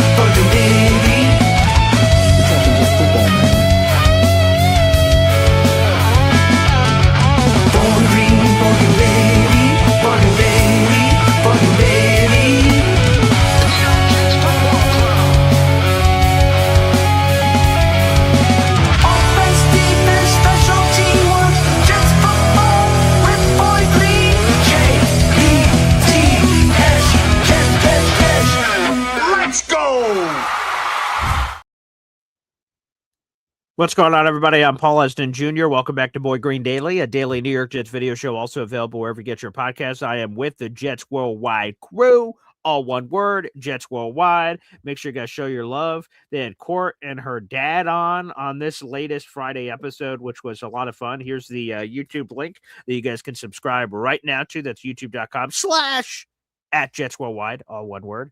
So that episode was a lot of fun with Court and her dad. I met Court.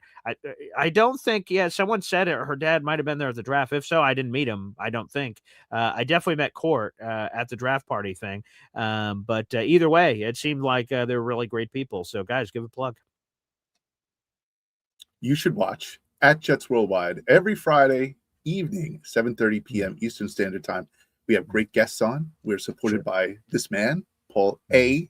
Esden Jr.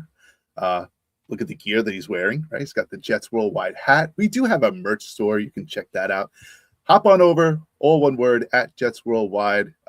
This week, we have a very special guest coming on, if I'm not mistaken. Just received a text message from that person with many photos to use of him. So, yeah. Should we leave a mystery? Or is that a mystery? Is it a mystery? Johnny, should we say who it is?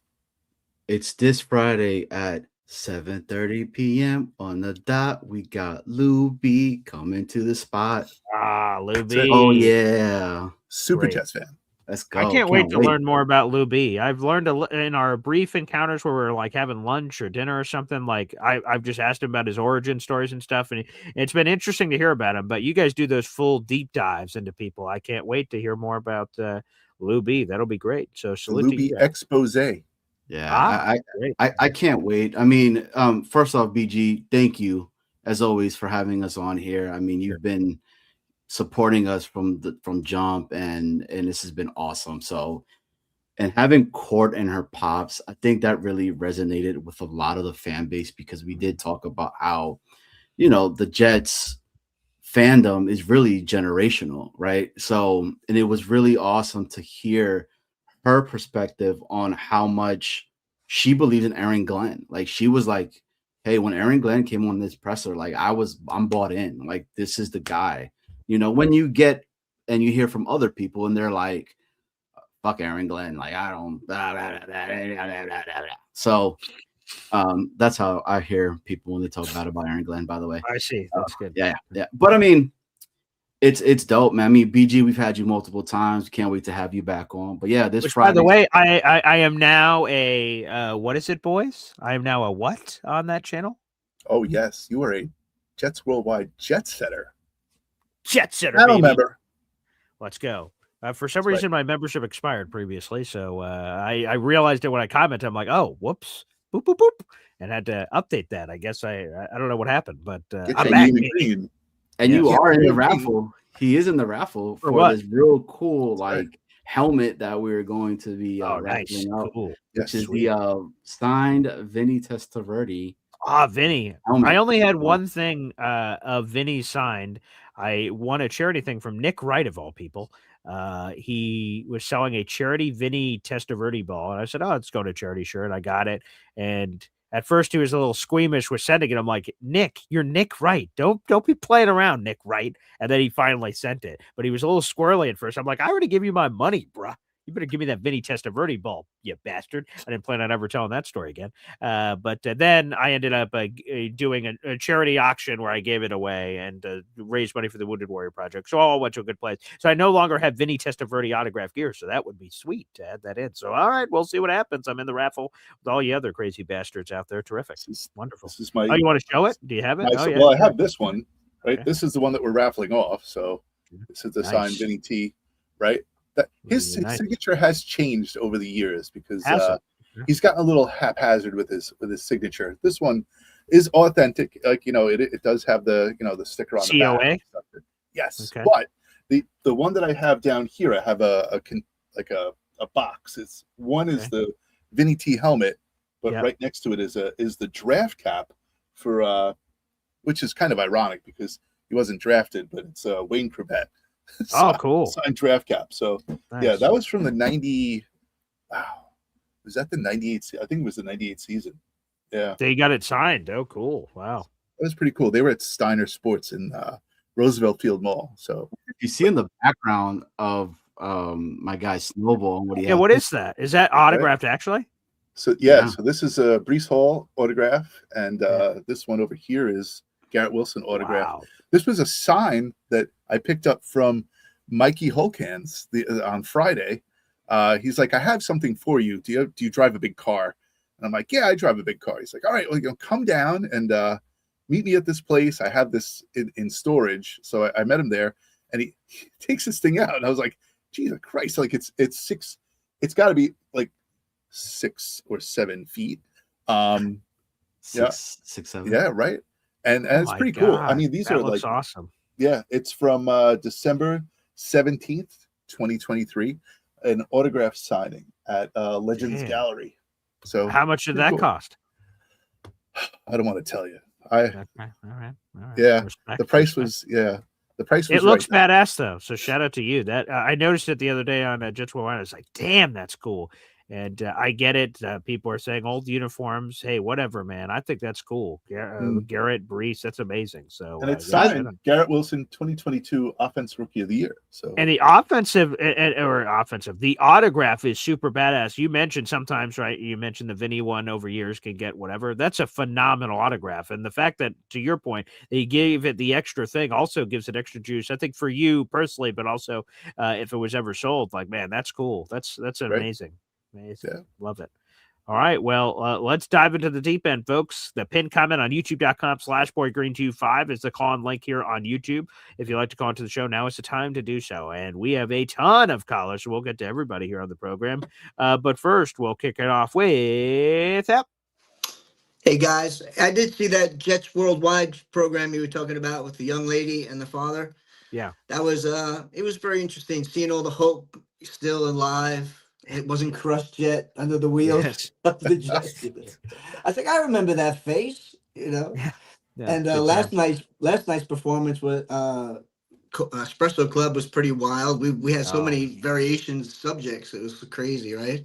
Yeah. From again, paranormal activity to what else did we talk about last night? And then somebody's dad passed. One of the dads passing, and someone's dad's passed. We talked about the recent Boy Green run of good luck. And yes, that was good. We talked tailgate. We talked jet stories. People wanted jet thoughts. We talked about.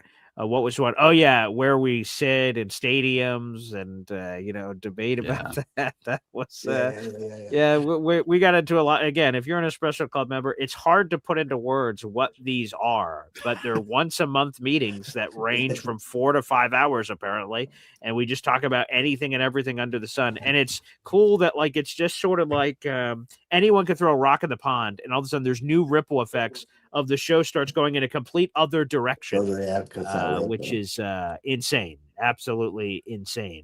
I did send you a link to the body cam I was telling you about. Now the cool thing about it is I've not seen it yet. I gotta check Facebook Messenger more often. Yeah, it's a necklace and you wear it, but you could also it has a clip and you could clip it on the brim of your hat. Like cool! And it's really, really small, and the quality is like 4K. And it's really it's a really good quality. So for when you're doing these events, instead of oh shit, let me get my camera out. What you do is it's already out. You record everything, and then you do it. It's all in the editing. Maybe you want a timestamp, okay, maybe look at this. This thing happened here, or this thing happened here. I love it. That's a great idea. And look, our talking of the Espresso Club, Hep, just inspired Cisco to say, okay, I'm upgrading to the Boy Green Espresso Club. So let's go, Ben. Hell yeah. I look forward to that Luke B thing you guys are doing. Snowball and Johnny Boy. Yeah, appreciate you, Hep. Yeah. I want to see if Luke B has any connections out here in Staten Island. Maybe he can get me a booking agent or something. I guess get a little work out here. He seems to be connected. That guy. Yeah, 100%. I can confirm he is 100% connected to the universe. And again, one more shout out here to Cisco Lopez, number 44. Woo! 44. That's me. Get some cold cuts, get some cold cuts, get some cold cuts.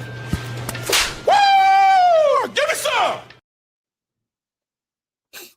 Also, I want this to be known for Cisco that when you become an Espresso Club member, which you just did, you just upgraded to it. You get 5 bonus raffle tickets for the contest this month, and every month you remain an Espresso Club member. So we've added that all to your total as well, Cisco. So huge shout out. Thank you guys for thank you, Cisco, for updating. And you'll have access now to our Espresso Club meeting from last night and every one we've had over the last couple of months, and obviously the next one, which will be at the end of June. So keep an eye out for that. You also have access to our fantasy football league in the Espresso Club. So take full advantage of that, pal.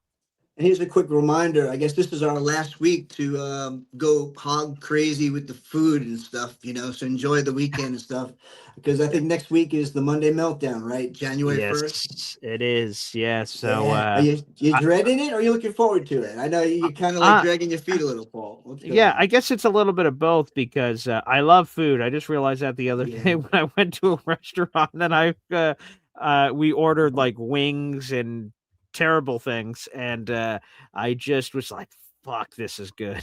I just went like, oh man. So, but again, everything is portions. So it's you gotta sort of just work it all out.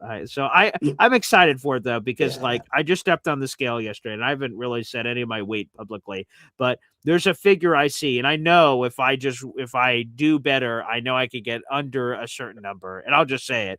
I'm over 200 pounds. I've never been over, like before the knee stuff, I was like 145 pounds. So like I was like, so I've put on crazy weight, but like a lot of people don't realize we're smaller people. So it's right. My son is over 200 pounds. If he was 200 pounds, he's like 6'5". So that's right. Good it for spreads. Him. Yes. Right. But for us, us no. Oompa Loompas out there, that's not how our gnome bodies aren't supposed to be looking like that. So no, I see that. And and it was crazy because when I saw because you don't notice it at first, but when the weight is piling on, I say, at any time I want. It's like, I guess, a cigarette smoker. Like I can stop if I want to. Like at any point, I can just like stop playing around and just work out, and I can lose this weight instantly. And you say that, and you don't do anything, and then the weight just piles up. So in fact, I'm over 200 pounds. It's like, to me, disgusting. Like I shouldn't be. Everyone has their own weight that they all have to deal with in their own ways. But for me, being over 200, I'm like, no, I should not be this. So I'm looking forward to that. The first time I step on the scale for a long time, and I'm like, whoa, 199 or 180, or like, I'm like, all right, here we go. And it's going to be better for my back, my body, for anyone out there to it's like I'm carrying around a body, like when people carry around the military vest, like of the extra weight, I'm doing that every day with the weight that I'm carrying on my body. So I can definitely do better. Yeah. I mean, really obese people, like, there's no joke. Those people are strong. They're carrying around all that weight all the day. I wouldn't want to, like, these people that are 600 pounds and stuff, it's no joke. But anyway, it'll be great. Come on, man. You're how many degree black belt?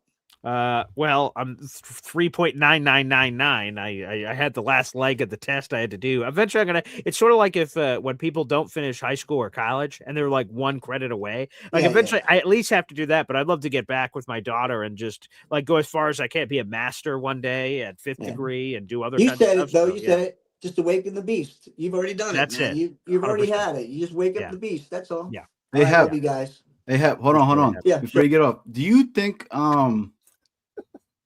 do you think Boy Green curses me out every single time he eats a buffalo wing? I don't know if he curses you out, but I think he gives a little like friggin' one of those, Oh yeah. Thanks, guys. Heb's the man. Love Heb. Appreciate it. Yeah, I actually do have. I ordered food last night. I still have another 5 or 6 wings in the fridge. We have an air fryer. That's going to be delicious. But again, eventually June 1st is coming up around the corner, and I'm visiting family, so now Mama can make some Mama home cooked food. I'm like, oh boy. So then I got to really get on my game when I get back. So, but again, it is sort of what Heb's saying. You're doing taekwondo, doing football and stuff. Like there's an animal in there that just wants to like, okay, let's focus on working out. Like let's do this and be competitive and really try to lose weight fast, healthy in the right ways and stuff. So I can't wait for that. So yes, everybody out there in the universe, on June 1st, we're doing basically like a body or a weight loss challenge. New York Jets Biggest Loser basically is for anyone that wants to participate and get healthier, feel free. If that's not your bag, don't worry. worry. You don't. I'm not forcing anybody to do something they don't want to do.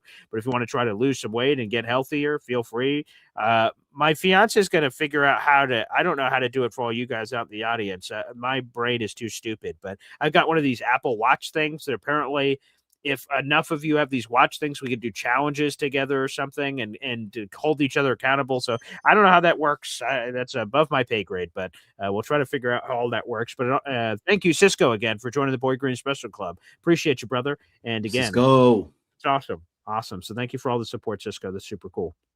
All right. Let's go back to the phone lines here. We got plenty of people trying to get on. Let's go to, Philium. The Boy Green Coffee, the Instant Coffee Club. Well, Mahar Khalil specific request. Look at that beautiful mug that's in the Boy Green Coffee Shop down below. Yeah. Hey, Phil. Morning, sir. William?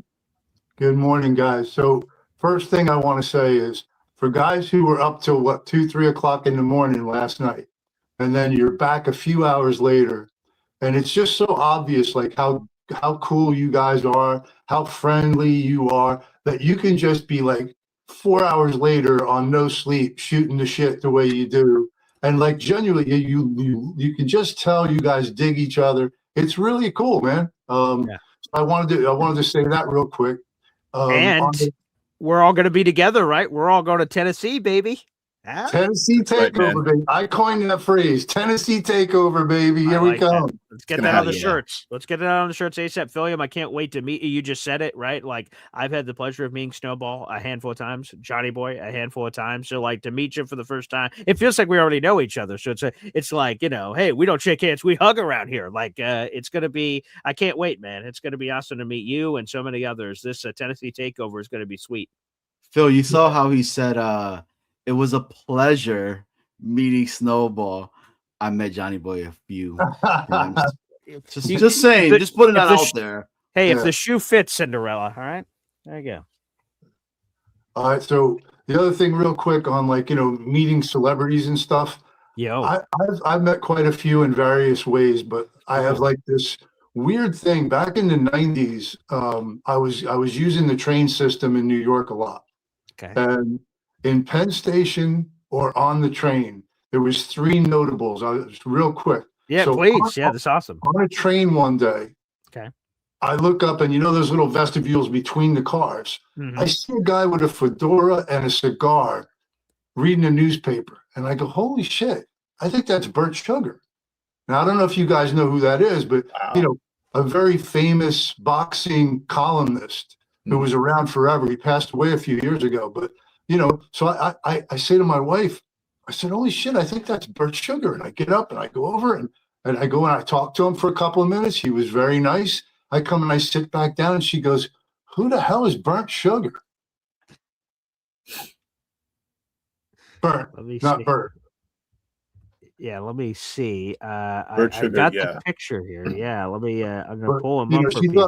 She thought I said burnt sugar. That's when you can stand between the cars, Phil. Right? Okay. Right. 2 others is in Penn Station. There's all these little like shops and places. There's a place called Hudson's that sells like magazines and stuff like that. And I went in there to get a cup of coffee, and I ran into Bob Wischusen. Wow, the voice of the Jets, Bob Wischusen. Yep. There you go, there's Bert Sugar. Bert Sugar, nice. Okay. So, again, just chatted for a couple, walked up, and I said, hey, I love what you do. And at that time, he was also doing, stuff on SNY. So, I just talked to him for a couple of minutes, and that was that. And then my favorite one. Wait, before you go to your favorite one, was he good? Was he a good guy? Was Wischusen when you were talking to him? He was engaging. We only talked for a minute. I'm not that guy. Like I didn't ask for autograph or anything. I just said, hey, Bob, I love what you do, and he was like, oh, thanks for stopping by. It was brief, but it was just, I'm just saying, like, it just happenstance ran into 3 different guys, and the third one was my favorite. These big round poles in Penn Station in various places. So I see this guy, and he's giant. He's like 6'5", and he's leaning against the pole. And again, he's reading the newspaper. And I said, holy shit. And I was with my daughter, who was like 8 or 9 years old at the time. It was Brian Billick. Okay. Former coach of the Ravens. All right. Oh And this was like a couple years after he'd been fired. Okay. All right. So again, nobody around him. He's just this lone dude sitting there reading the paper, waiting for a train. And I walked up and I was like, same thing. I was like, Mr. Billick, it's really a pleasure to meet you. And he couldn't have been nicer. He was engaging. We talked for a couple of minutes. We talked some football. He was doing Fox at the time. And I said, I think you have some great insights. You're really, you're different. And I said, I think you got a raw deal from Baltimore. And he appreciated that. He was engaging with my daughter, shook her hand. He was great. So those are my 3 quick celebrities. I love that. I got his. It's somewhere back here. Oh, here it is. Yep. This is Brian Billick's book, The Q Factor, about breaking down quarterbacks. Great book, by the way. Shout out to Brian Billick right there. Brian Billick. That's awesome. Oh, man. I've never met Billick. That would be super cool. That's a great story. Because it's too bad that sometimes the bad celebrity stories are the ones that get out. Like, oh, man, can you believe this guy was a jerk and all this stuff? And like sometimes, again, I think it's the aggressive person. I think to your point, Philliam, it's approaching people the right way. Hey, Mr. This. Hey, don't mean to bother you, but just this. And I feel like when you come with the right energy, I feel like sometimes it comes back the right way, the other way. So that's cool. Absolutely. But the main reason I called was, Johnny touched on it a little bit before, Friday night show. I really loved, first of all, just the whole daddy-daughter thing. I'm just such a daddy-daughter guy. And, watching those two together was really cool, and showing all these great pictures from, tailgates in the past and all the things that they've done together. Very, very heartwarming. But after the show, I asked Johnny to, give me the info on Courtney, because she does content. Yeah. And, I watched her stuff, and I'll tell you, she's very good. I like her takes. She's got a great energy. I actually messaged her through, the only way I could was like leaving a comment on her page. Johnny, if you got her link, please, put it up for people. I'm asking you guys, give her a check her out. Okay. Paul, get her contact info. Do an interview with her. I think you will love her. I really do. And I know you're all about promoting and helping people. Look at what you've done for so many. Courts on Sports. Okay, really, I see her. All right, I'm going to DM her on Instagram right now. Excellent. Yeah, I really enjoyed her. And I think she's got a great future if she can get a leg up. And I know that you're a guy who can help. 100%. Hey, I don't know if I told this story anywhere, but so I was in Pittsburgh for the draft, of course, and I'm staying in an Airbnb on the opposite sides of. So I came in before Johnny Boy and stayed an extra day with beyond Johnny Boy. In between, we're in the same hotel. The other day, I was at this Airbnb, and it's a fancy manor like place, but I got it dirt cheap because someone had canceled, haunted, as Johnny Boy says. And so there's a bunch of rooms, and there's a common area where people could just meet. And I was working on Jet stories on the third day of the draft, and this older woman comes down with her husband, and they just notice me because I'm in full Jets gear. About to head to the draft. They're like, oh, wow, who are you? And blah, blah, blah. We all meet. And she's like, oh, my daughter wants to get into sports broadcasting, all this stuff. And, oh, man, she's trying to do it. She's actually, she came here to Pittsburgh to work for the draft. Like they do these like odd jobs for low money, but gets her a foot in the door. And she said, hey, if she wakes up, I'd love to introduce her. I'm like, of course. I'm like, hey, if I'm still here, I said, I'm heading out to the draft like an hour and a half. But if she's still here, I'd love to talk to her. And then I hear someone coming down the stairs. It ends up being the daughter. And I introduce myself to the daughter. We get to spend time. She's telling me her story about going to college, and she dealt with some tough stuff being a girl in sports, and it made it very difficult. And she had to like, wait, do I want to do this with all this crap? And I told her stories of we've had female interns at my radio station, and that for some reason, a guy comes in. We're like, hey, guy, part of the brotherhood, come in here. A girl comes in. We're like, hey, what's the blood type of Mark Sanchez's third daughter? Oh, you're an idiot. Get out. Like, we have some ridiculous standards apparently for women that they have to quote unquote prove themselves, which is ridiculous. And I told her some of these stories. And long story short, we got her contact information. I said, send me your resume. Anything I could do to help was cool. So I just love these interactions because they're opportunities. I feel like if more people are just open in the world, good things. I couldn't guarantee. Oh, you want to be in the NFL? Yeah, let me call Goodell. Let me call Kamish, who I met a couple days ago. Yeah, I'll put you in a good word. Like I can't guarantee anything, but I just feel like if we put in the most basic sense, if you put good energy into the universe, I think it returns. So like if we just all try to help people, like that person, when someone comes to that girl in 20 years, when she gets a gig, then hopefully she returns and pays a favor to somebody else and stuff. So no, that's cool for Court. So I'm about to DM her on Instagram. I love interviewing people.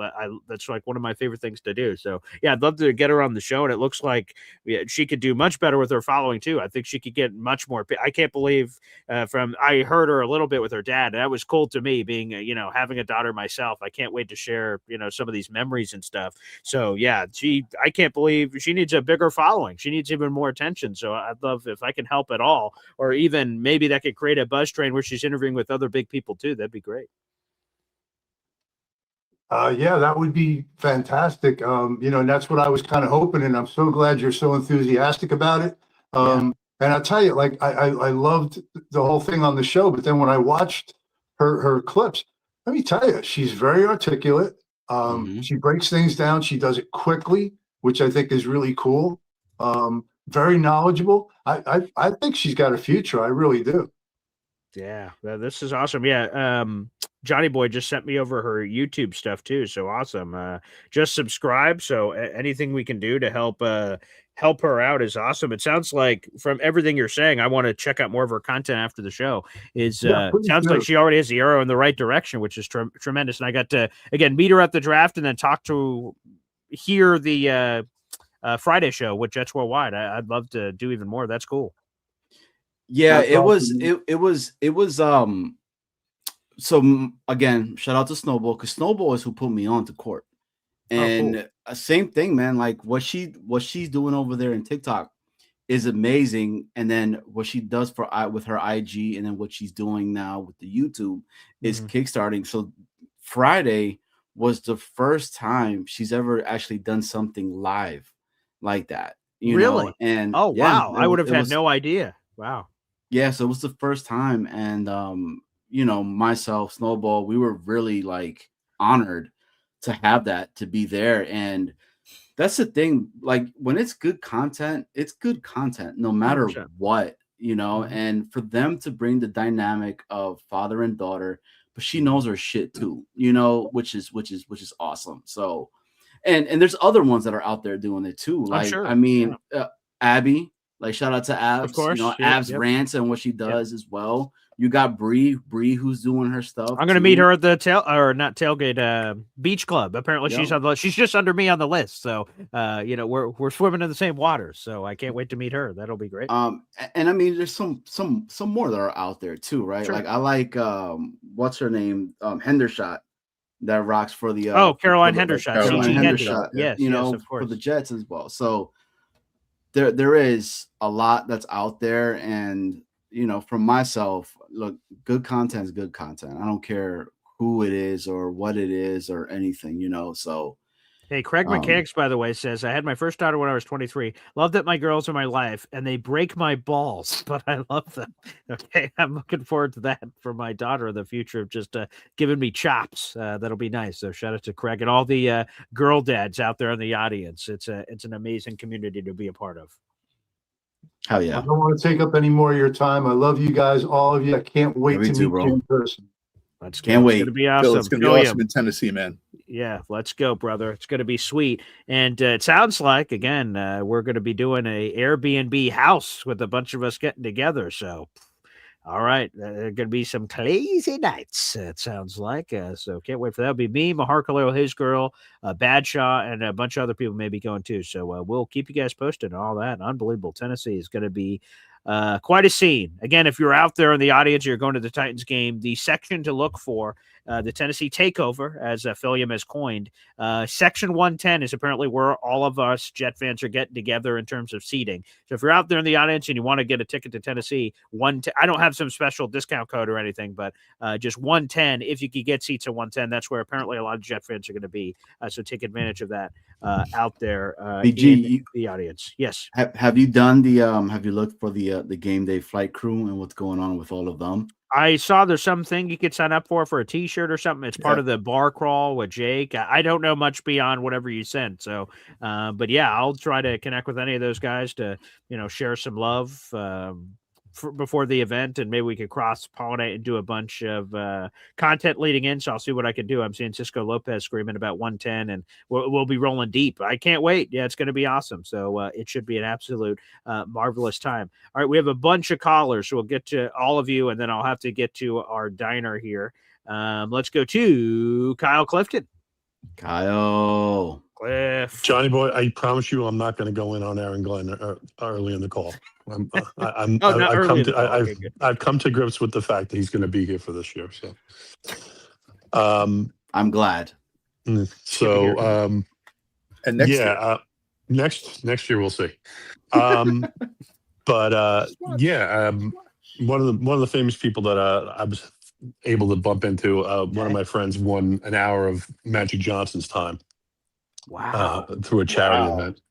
That's so awesome. he came to a bar that a friend of mine had a piece of and sat, and the place was closed, and he sat and chatted with us, stood around having beers, and we were talking about, someone asked the question like, who in the NBA was pissed off that Christian Laettner was on the Dream Team? He's like, who wasn't pissed off? Like. That's good. I wonder if I won like an hour with a celebrity, what the hell would I guess maybe that's a good way is go to a bar and you said it was closed. So like you guys just had this private time with them. Maybe that's the best time because you guys are just having a good time and you guys are just hanging out. Maybe that's the best way, the best usage of that time. Oh, that's super cool. Wow. Yeah, he was behind the stick pouring some drafts and shooting the shit. It was pretty funny. Oh, that's awesome. Wow, great story. Yeah, The one thing that I'll say about this roster is like after June 1st, things change a little bit, right? Like yes, someone like Arian Smith, you're saving an additional over $500,000 if you cut him after June 1st. So he'll go through camp, right? For sure. And he'll get a chance because he's still on a bit of a scholarship. Exactly. But he's got to prove he can be more than just a gunner. Yeah. With Gino under center and that he can provide value at the back end of the room. We still don't know what the details of Tim Patrick's contract are, whether there's any guaranteed money in that, and whether it's just the veterans minimum. And I was also saying in the chat that I think that the fact that we took Sadiq and that he's kind of like a hybrid piece, to me means that the wide receiver room could be a little smaller. Interesting. More tight end, less receiver. Interesting. Yeah, I mean, we already know that we might be carrying more running backs just because of the nature of some of the special teams guys that have made the team in the recent past. But even with that, like some of these undrafted free agents, and I think all these guys that we've brought in for special teams in recent past have been UDFAs. Like they could supplant any of the guys that we've become familiar with. So it's really like there's constant competition unless the money that you've really established yourself in the league and the money that you've been paid is prohibitive. Like every role, every job, like unless you're Garrett Wilson, you're going to work and you're basically fighting for a paycheck in the NFL. And that's kind of how it is. Like we still have Beck, who is kind of another guy who's a fullback, and Jelani Woods, who when he's been healthy did show some stuff from the Colts. Sure. I don't expect much from him, but if he shows out, then we have a tough decision because the money that we signed Jeremy Rucker to through 2028, it's not prohibitive. Or 2027. So like I think that this is really like when they're trying to raise the floor, they're trying to do that largely through competition. And hopefully we'll see some of that this year if we have an effective trigger man.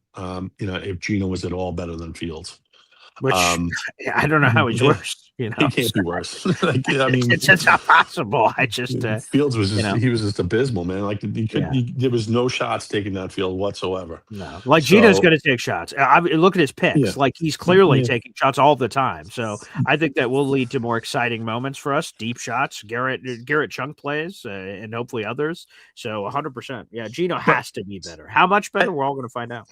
At the very least, the Jets are going to be interesting. They will have different character. Yes. They'll have different makeup, and it'll be different than what we had and what we came to expect last year. And based on how things ended with the defense not being able to cause turnovers or stop the run and not being able to go downfield on offense, that's a good thing. So that's all I had, gentlemen. Enjoy the rest of your Memorial Day weekend. You as well. Thanks, Kyle. Clifton here on the program. Thank you, Kyle. For Kyle's coming to Tennessee. Is he coming to Tennessee? I don't think so. I don't think he is. But I think to the Browns he is. I know he said there's a better chance if there was. So if it was Browns because of his children and their activities and things, and that's on some holiday or something in a good way, so he won't have things going on. So I don't think he bought a ticket yet or has committed yet to it. So I hope he does. I've never met Kyle Clifton, so that would be great. Before we go down the phone lines, and we have a lot more calls to get to, and we'll get to everybody. Let's give a big salute to Brian Farrell in our audience. JETS, Jets.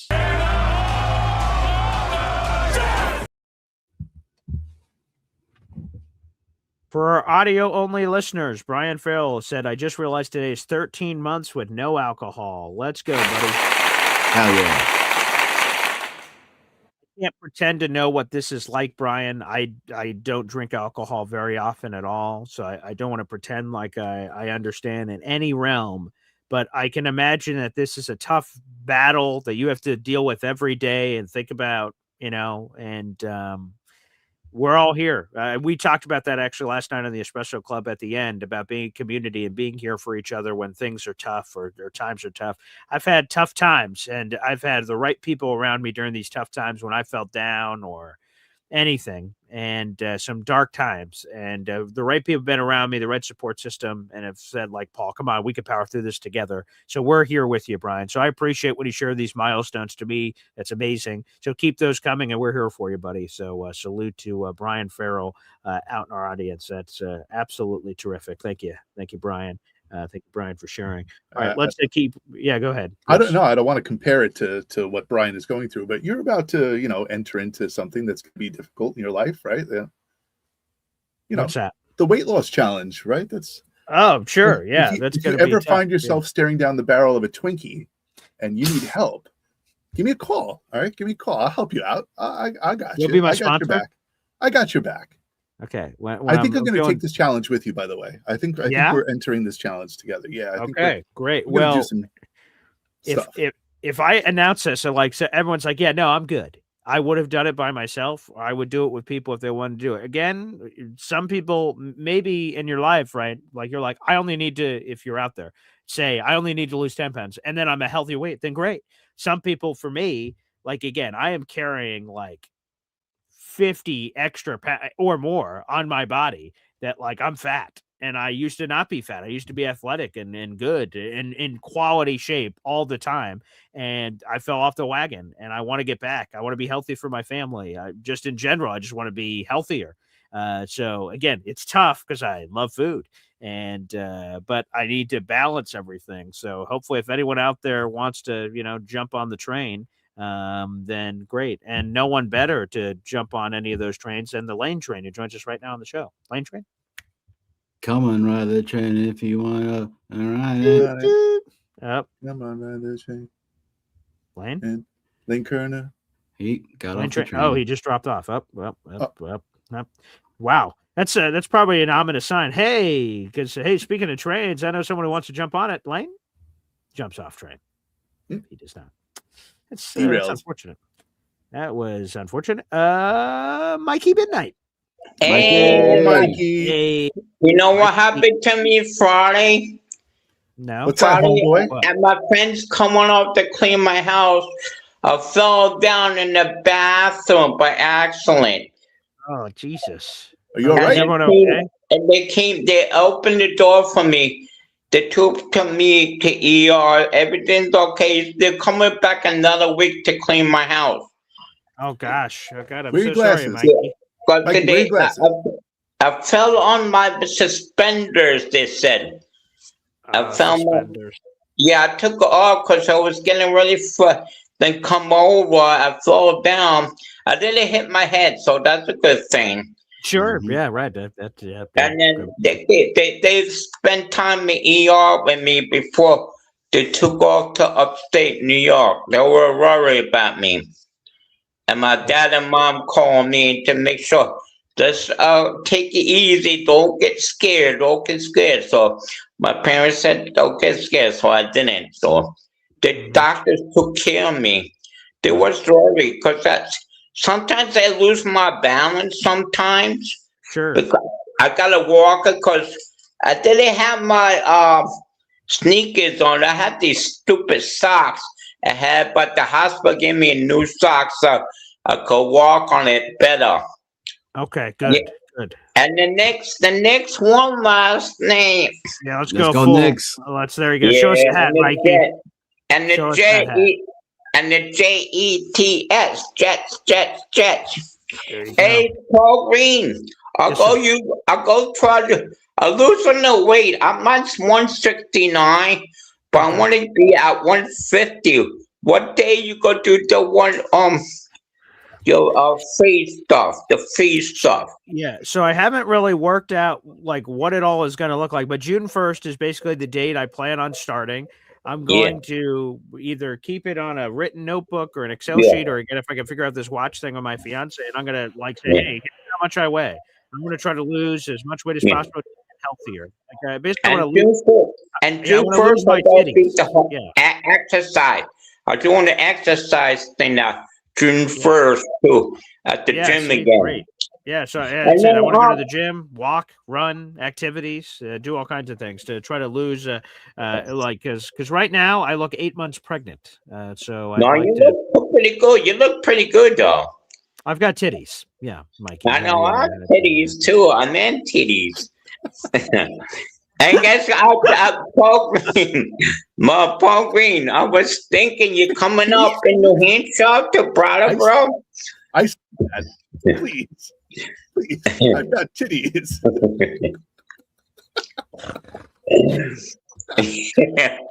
I think Paul Green laughed. This is good. Paul Green, I made you laugh, right? You did. I love you, Paul Green. Hey, Paul Green, are you coming up to Brattleboro soon? Let me double. That's a good question. Let me double check my path from here to New Hampshire and see if I used to be really good at maps, but I have no idea what path I'm taking in my life. So yeah, let me look.Maybe I'll pass through at Brattleboro. If so, I'll stop by and see you. Yeah, I live in Guilford. You know where Guilford is? No, I'll punch it into the GPS. Yeah, it's on Route 5 South. It's not too far from Brattleboro. Okay, perfect. Great. Yeah. And I like your friend. They're on the same shore as you. Johnny Boy knows me. Remember Johnny Boy? Hell yeah. What's up, Mikey, man? Hey, yes, I'm glad you're doing good, brother. We're trying to get Bobby on the show again. I don't know how to do that. Do you know how to do that?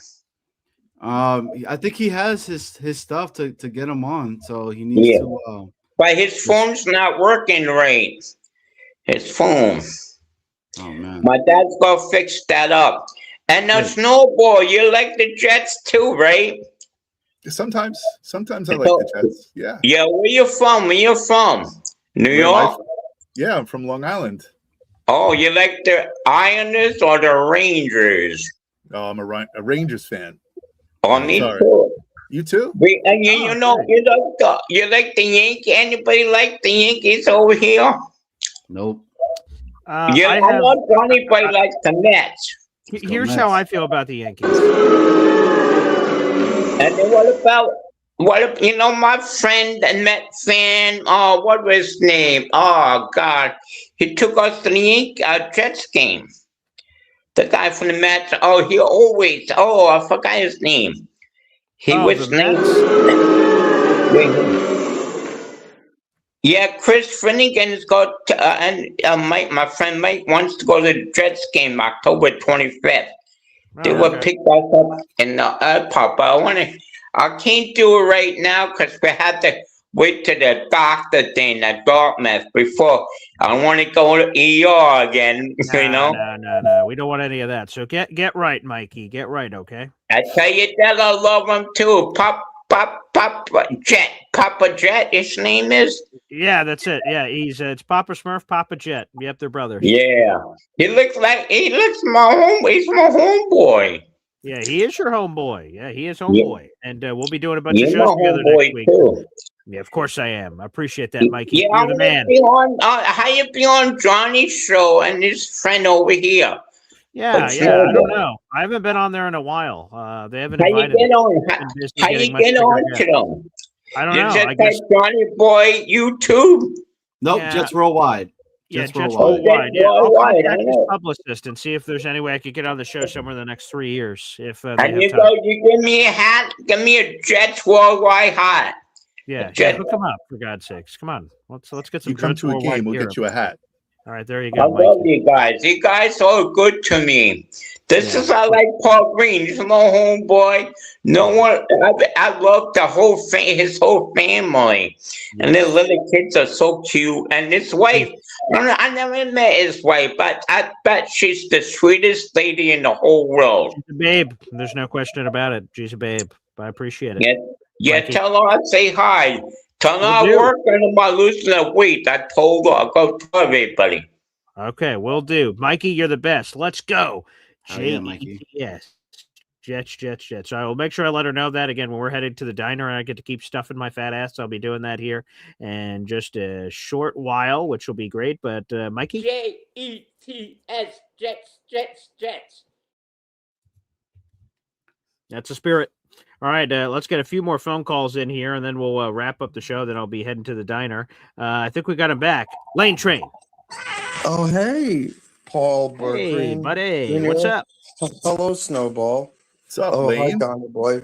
What's up, Lane? I have a lot to talk about. Yeah, the Jets got to, who's going to the Tennessee game? Are you going to go? We're all three going. Are you going? Make it. I can't make it. But I know that Jake's going and all the Asmaniacs. Sure.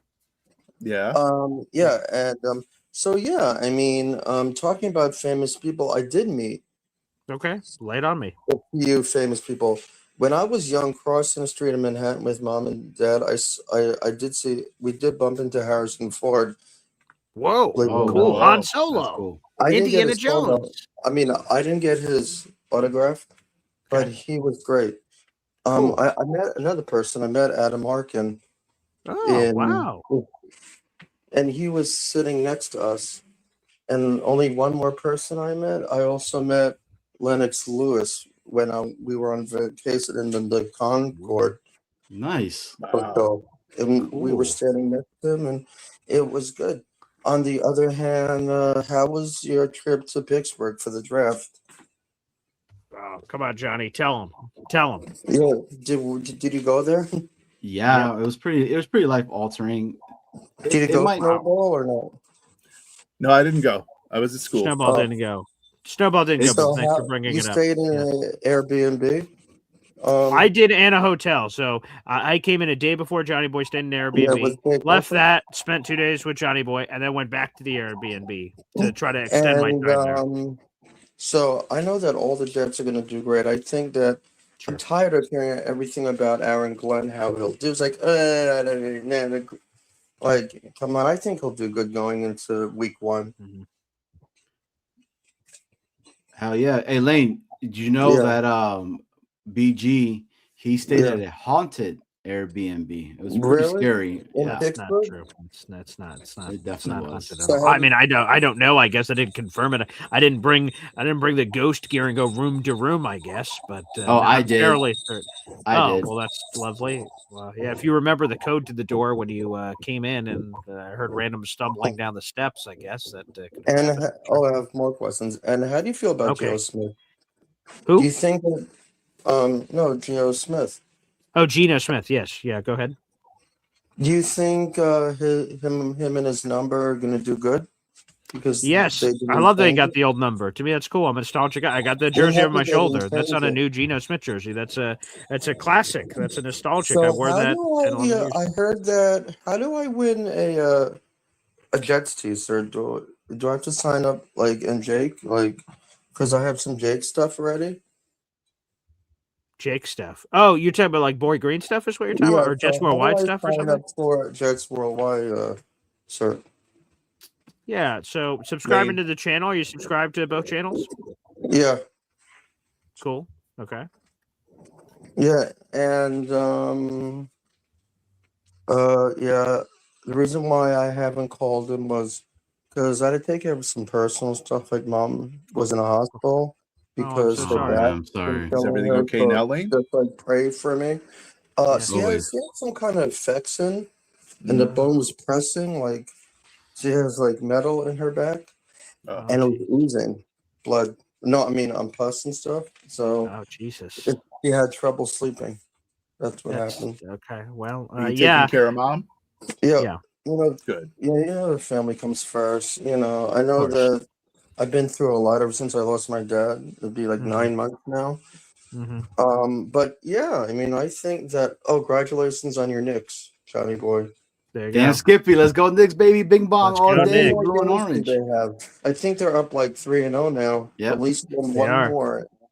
One They'll more, then win they're it. in the I hope NBA they win it Finals. So, all. Lane Train, make sure you reach out. I don't know if do you have an email, Lane?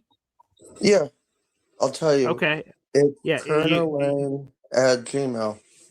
Okay. Here's my Oh, and I email. It's love that Mets thing.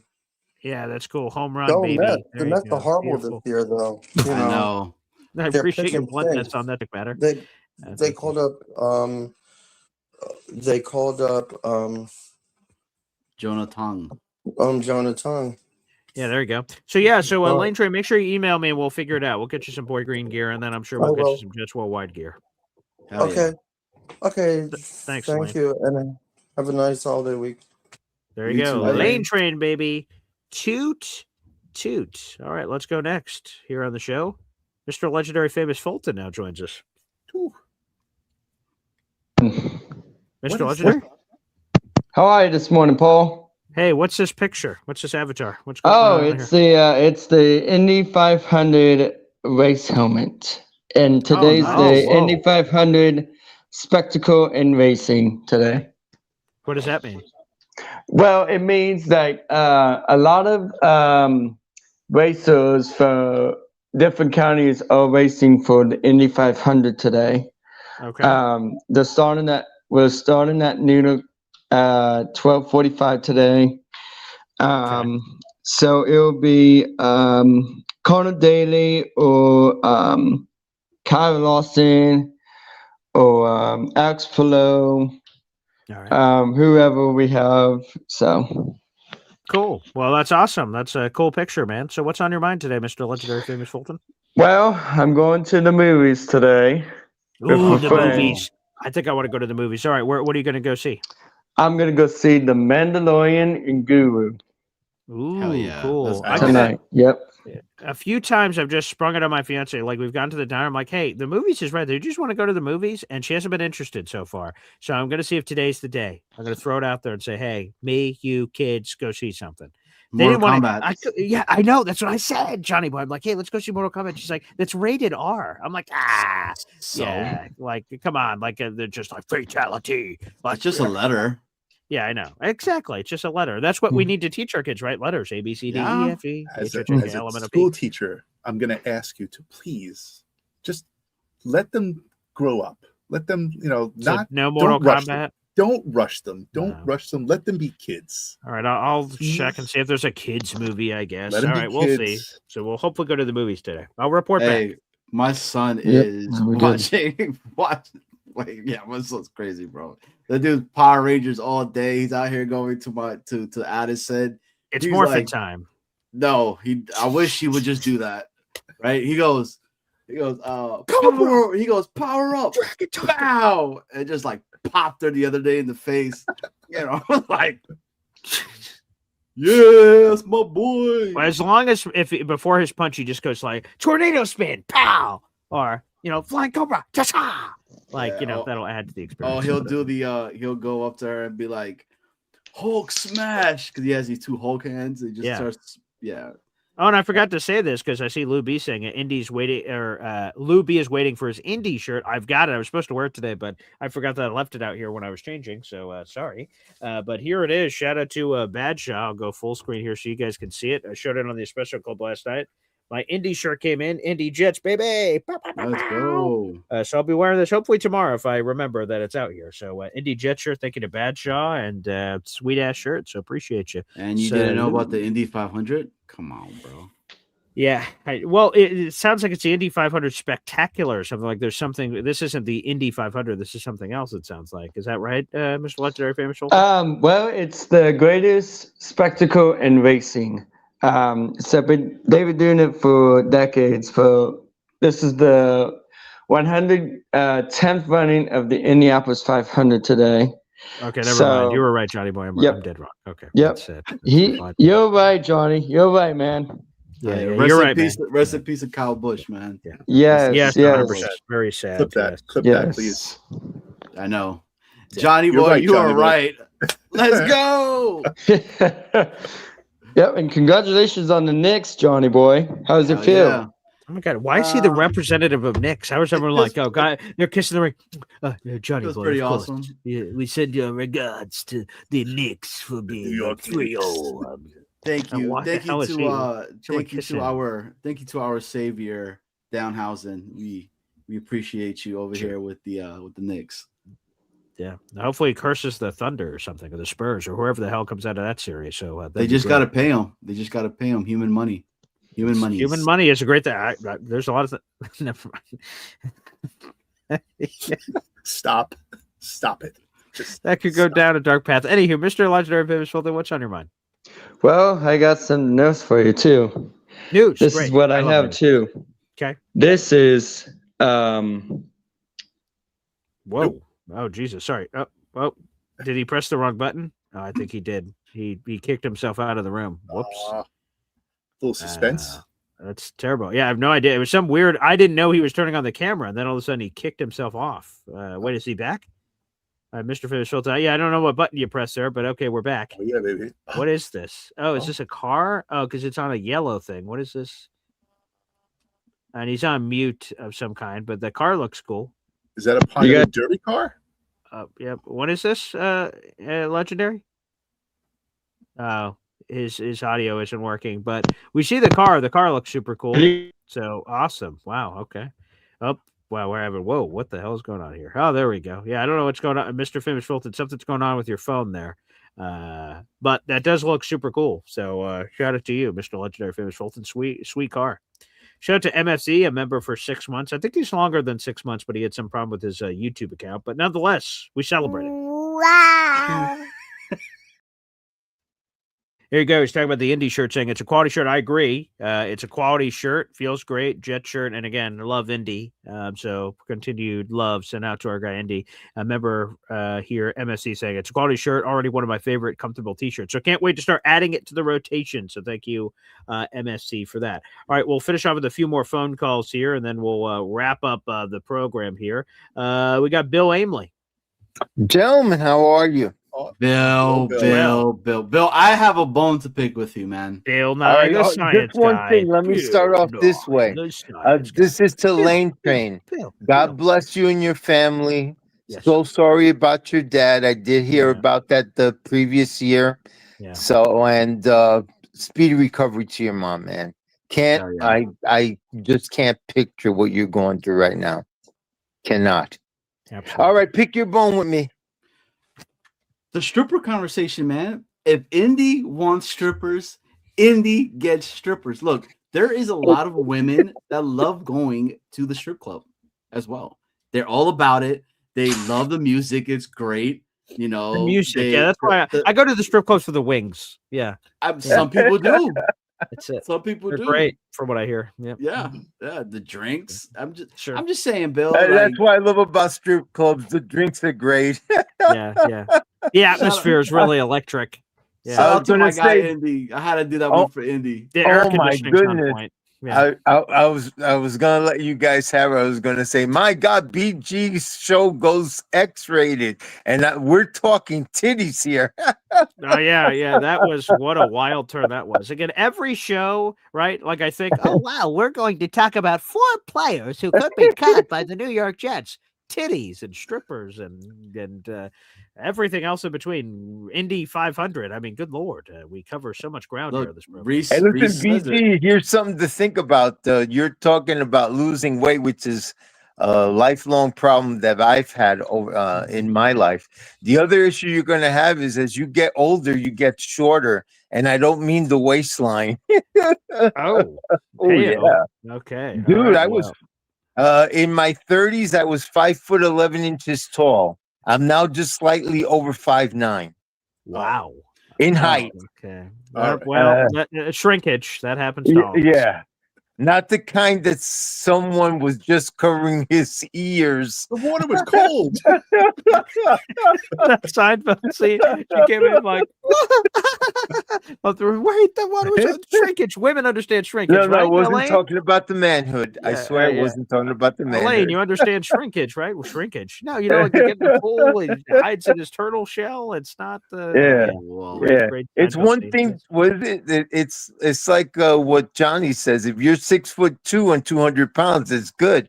If you're 5'2" and 200 pounds, that's a totally different animal. That it is. Yeah, I am much closer to the Earth's surface, so this weight is not distributed. This is distributed in gnome form. That's currently my body type when I fill that out on a sheet. So I need to drop a bunch of weight. I can't. Like I said, I know I can. I just got to do it. I just got to focus on it, harp it. And I think once I get in the groove, like I get into the routine of, I'm a routine person. So like whether it's walking or doing like a workout or something before these shows or whatever it is, once I start getting into the routine, I think I'm going to be hungry for it. I'm going to want to keep doing it. And hopefully the weight comes off like nobody's business. And then I think the key is whatever way I choose to lose this weight, and hopefully naturally, that it's sustainable. Because like I like to eat, but I need to make sure that I cut it back in a healthy way. If I do some crazy routine that drops like 100 pounds, but I can't maintain it and the weight's just going to come back, that's not good. So I need to come up with something that's sustainable. So hopefully I can. Just have to be in the right mindset, Paul. I think it's you like to eat, but I think you just like to eat poorly, right? If you learn if you learn to eat healthy, you'll be much better. Like you can still eat. It's just you just have to eat healthier and not eat like a bag of chips every 2 minutes. My sister made a comment to me when I had my last ex-girlfriend. She goes to me, you know, you really like petite women, don't you? And I thought about it for a moment, and with the exception of maybe 2 of my ex-girlfriends, it's like all the others were like 5'2" or short. And I said, Jesus, I wonder if that's subconsciously I want to look that much taller. There you go. Hey, I'm trying to think.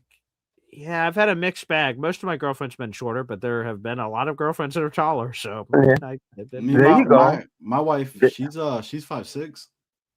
There you go. There you go. Yeah. 5'6" 5'6" to 5'9" is good, but my wife was 4'10". Whoa. Okay. I dated a girl my that 5'11" then. Fun size. There you go. I dated a girl that was 6'5". It was awesome. No, there you go. I mean, dude, long legs. Think about it. Yeah, I was watching that fourth quarter for the Knicks game yesterday, and oh my God, let's go. Cleveland looks so bad, and Trash. I'm going to say part of it was Cleveland. They were just awful in that fourth quarter. But part of it is the Knicks. I mean, their game has been run the heck out of the other team. I've never seen a Knicks team that could run back and forth on the court nonstop practically and just tire out the other team. It's been awesome. And then the shooting has been like unconscious. Never seen them shoot this well, except the free throw line stuff. Well, that's always been a problem through their history. Very few years have they ever had good free throw shooting. But they've been awesome. And then there was that one play towards the end of the game. Brunson just went right through and scored a bucket. And Cleveland literally just stood there. They did nothing. I said, that's a bad look. That's a bad. They just gave up, you know. And so it's like, go Knicks. And Mets, get the fuck out of town. The Mets are just god dog awful. I don't know what it is about Florida teams, the Yankees and Mets, the Rays and the Marlins. Do not understand that.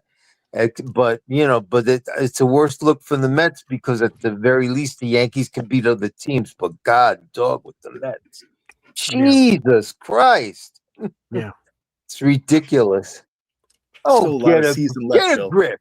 Get a grip, By the way, buddy. Come on. By the way, my fiance red-faced loves that and Johnny Boy randomly brought up strippers on the show, saying strippers, what the? So blame Johnny Boy for randomly bringing this up as a tailgate edition. So yeah, this is a Johnny Boy thing. I just want to make this clear. I know it's Boy Green Daily, but we do not support all messages and conversations that happen on the show. Just want to make that clear. I'm gonna see what I can do about at least attending the beach club thing. I gotta talk to my son. Okay. But definitely no Speedos for this 68-year-old. I don't want to scare people. Okay. Yeah. I No can't. Speedos for me either. Yeah. Apparently that will only be in the AI Jake Asman show. Whenever you see Exactly. that. I'm gonna wear proper gear. We'll see if we can get Oh my into a gosh. Speedo by the Yeah, time right. the beach club. Can I do it in a month? I don't know mind. if that's I don't mind being replaced by AI as long as my AI self is about 6'6" and about 190 pounds. I'll do that. See, I'll put in that request, Bill. We'll see where it goes. You're the best, Bill. Take care and go Jets. Go Jets. Go Go Jets. Go Knicks. Go Jets. Jets. All right. One last caller, and then we got to put a bow on this puppy. I got to head out to the diner. We'll finish it off with the guy who was there on the Espresso Club last night. It's Macho. What's up, guys? Did you sleep in, Macho? Oh, yeah. I don't know what the heck you guys been doing for 2.5 hours. I was knocked out. I want to bring up 2 trade targets. I want to ask you guys, 1, if you were interested in them, and then 2, if you had to choose between the 2, who would they be? Yes. Josh Sweat and Jordan Brooks. Obviously, Josh Sweat is the edge from Arizona, and then Jordan Brooks, the linebacker from the Dolphins. I think those are 2 positions that we would need. So if you guys would be interested in them, and then which one would you want? Okay, so I told you guys last night on the show, and then also I will reiterate it now. I do a lot of jobs, and one of my jobs now, and then there's going to be loud boos immediately for one of these jobs that I do, is I do social media for a bunch of teams now. They're not directly for the NFL teams. They're podcasts that cover these teams. And one of those teams is the Miami Dolphins. There it is. Yep, he left. It's called the Dolphins Collective, and they're one of many collectives. And Jordan Brooks has been brought up. I've heard from not the Dolphins Collective, from other people like, whoa, he's on the block. He could be traded. Omar Kelly, who covers the Dolphins, I believe the Miami Herald down there, he said that all that is like outside noise. That's not true. Like, he's not going to be moved. So if he were to be moved, sure. They already gave us one defender for a bag of beans. If they're willing to give another one, I would love some linebacker help. I'd be curious if the Jets would pull the trigger on that big of a name, because they are paying Jamin Sherwood $45 million. So, and they're guaranteed for him for 1 more year. So that would be a loud message to Sherwood, because obviously DeMario they believe in. Yeah, for sure. To make a move like that, I think would be unless Sherwood was somehow involved, and I don't know why Miami would want him. I'd understand with Tennessee because Saleh connection, or Ulbrich, or maybe even Rudy, who Mike Rutenberg, who's the now defensive coordinator for the Cleveland Browns. If he wanted Sherwood and reunite Sherwood and Quincy, maybe that would make sense. But Miami, I don't know. if they would do that. Wasn't Brooks on the block since last year from around the trade deadline? They said there was, but apparently what Omar Kelly is reporting is that the Dolphins plan on trying to extend Jordan Brooks, not trade him. So I don't know if that's true, but I'm just saying one of my new jobs now is unfortunately spending way more time than I did ever in my life listening to Dolphins podcasts, which it's kind of good though. You get that perspective. Oh, you get I'm a secret agent. Yeah, exactly. I will say this about Dolphins fans. Like, so I work with like, I think it's 12 teams now, and there's more teams to come. So I listen to 12 of these podcasts. One is Jets, it's Jets Collective, but the other ones are a bunch of other teams. I'll give respect to the Dolphins for being passionate, whether it's love or hate or nonsense or anything. Every tweet that we're posting from that account gets 50 replies of people agreeing, disagreeing, this or that. And I'm like, hey, respect for the passion that you guys are engaged. There's a lot of fan bases that aren't engaged. We're like the Giants. Let me piss on the Giants for a second. We post all kinds of stuff over there and nothing. Like Giant fans are saying nothing. Maybe they shouldn't say nothing based on what's happened in the last 48 hours, but we've seen a lot of nothing. So no. So on the Jordan Brooks, the rest of the panel can answer, but I've heard that he may not be on the block. But I'm for linebacker edition. But I don't believe Johnny Boy is contractually allowed to say that he is, or Nick Ferrier will text him "shut up" and that he doesn't know anything about football. So I don't know if he can answer that. But so Jordan Brooks, pass the biscuits. He's a good player. I would if that could be happening, but I don't know if it is. And then Josh Sweat, the whole Will McDonald trade thing. I don't know if he fits our timeline, to be honest. He's an older player. I don't know what all his complaints are about. Is it just because the Cardinals suck? I think it's the money. Well, he just got paid a year ago, so if it's the money, then because I don't know. To me, he has 3 years left on a $76 million deal. If it's money, I'm not creating a Hassan Reddick situation. Sorry, buddy, a former Cardinal as well. I'm not rushing to say, oh, let me rewrite your entire contract, just give you a pile of money. If that's what he wants, then I have zero interest. He is a talented player. He had 12 sacks last year. He's a Super Bowl champion. He's a former Pro Bowler, so he's a leader. There's a lot of great stuff there, and he's apparently good against a run, which is what Nick Ferrier argued for why he'd make the trade. I'd want to know what the compensation the Cardinals want. I need to know what the problems is with Josh Sweat, that he's unhappy. I heard some rumors that it's because the team sucks. Well, we have a 5.5 win projection. So unless you think we're going to the Super Bowl, like that may be a potential issue of going from one team to another, unless we prove that we're better than we are, which we haven't. And if it's a money thing, then I have zero interest in that whatsoever, because like he's getting paid a lot of money already. If he doesn't think that's enough, then we're already, if that's where we're starting from on the negotiation stage, we're already in different places. But let's go around the horn. Snowball. Yeah. Any interest in Josh Sweat or Jordan Brooks? No, I don't have interest in either one of them. They're at that age point where this seems like just the money hunt, like just a desperate team that needs the depth or the players. I don't see it as anything that the Jets should be interested in. Listen, maybe I turn out to be wrong, but nah, I'm not looking at my future is looking towards people born, after the year 2000. So, I know that that's coming up, but right now, if you're born in the year 2000, you're 26 years old. So yeah. I'm not looking there. I'm not going there. Okay. Johnny Boy, any interest? You can't say anything about linebacker, but what about pass rusher?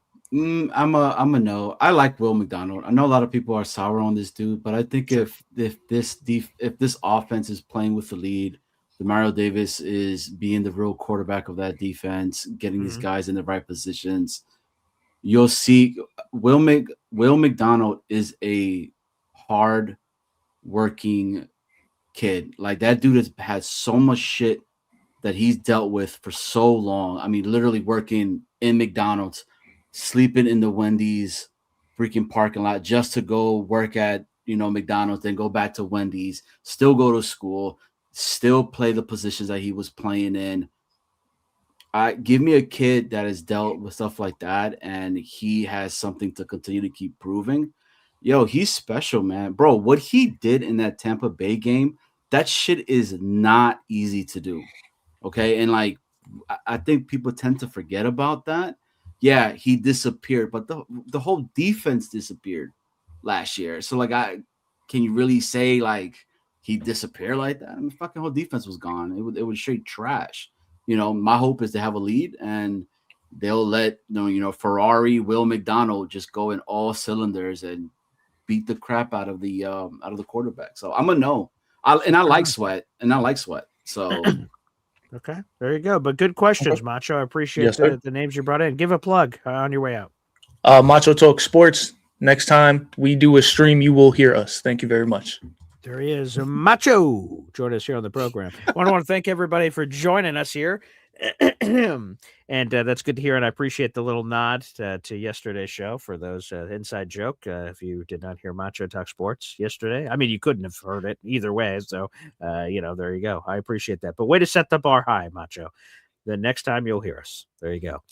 We have 300+ people in the room. Like the video and hit subscribe on the way out. Make sure you guys support my friends over here, Jets Worldwide, all one word, JWW. They'll be with us for our Tailgate Spectacular, which again is week 5. Jets Browns, eating W's, or whatever that was from Johnny Boy. $300 per person. That's a game ticket in the hundreds. That's a tailgate ticket, food and drink. And the Rally Game Day towel, which will be a commemorative thing that has Jets Browns and a bunch of other stuff on it.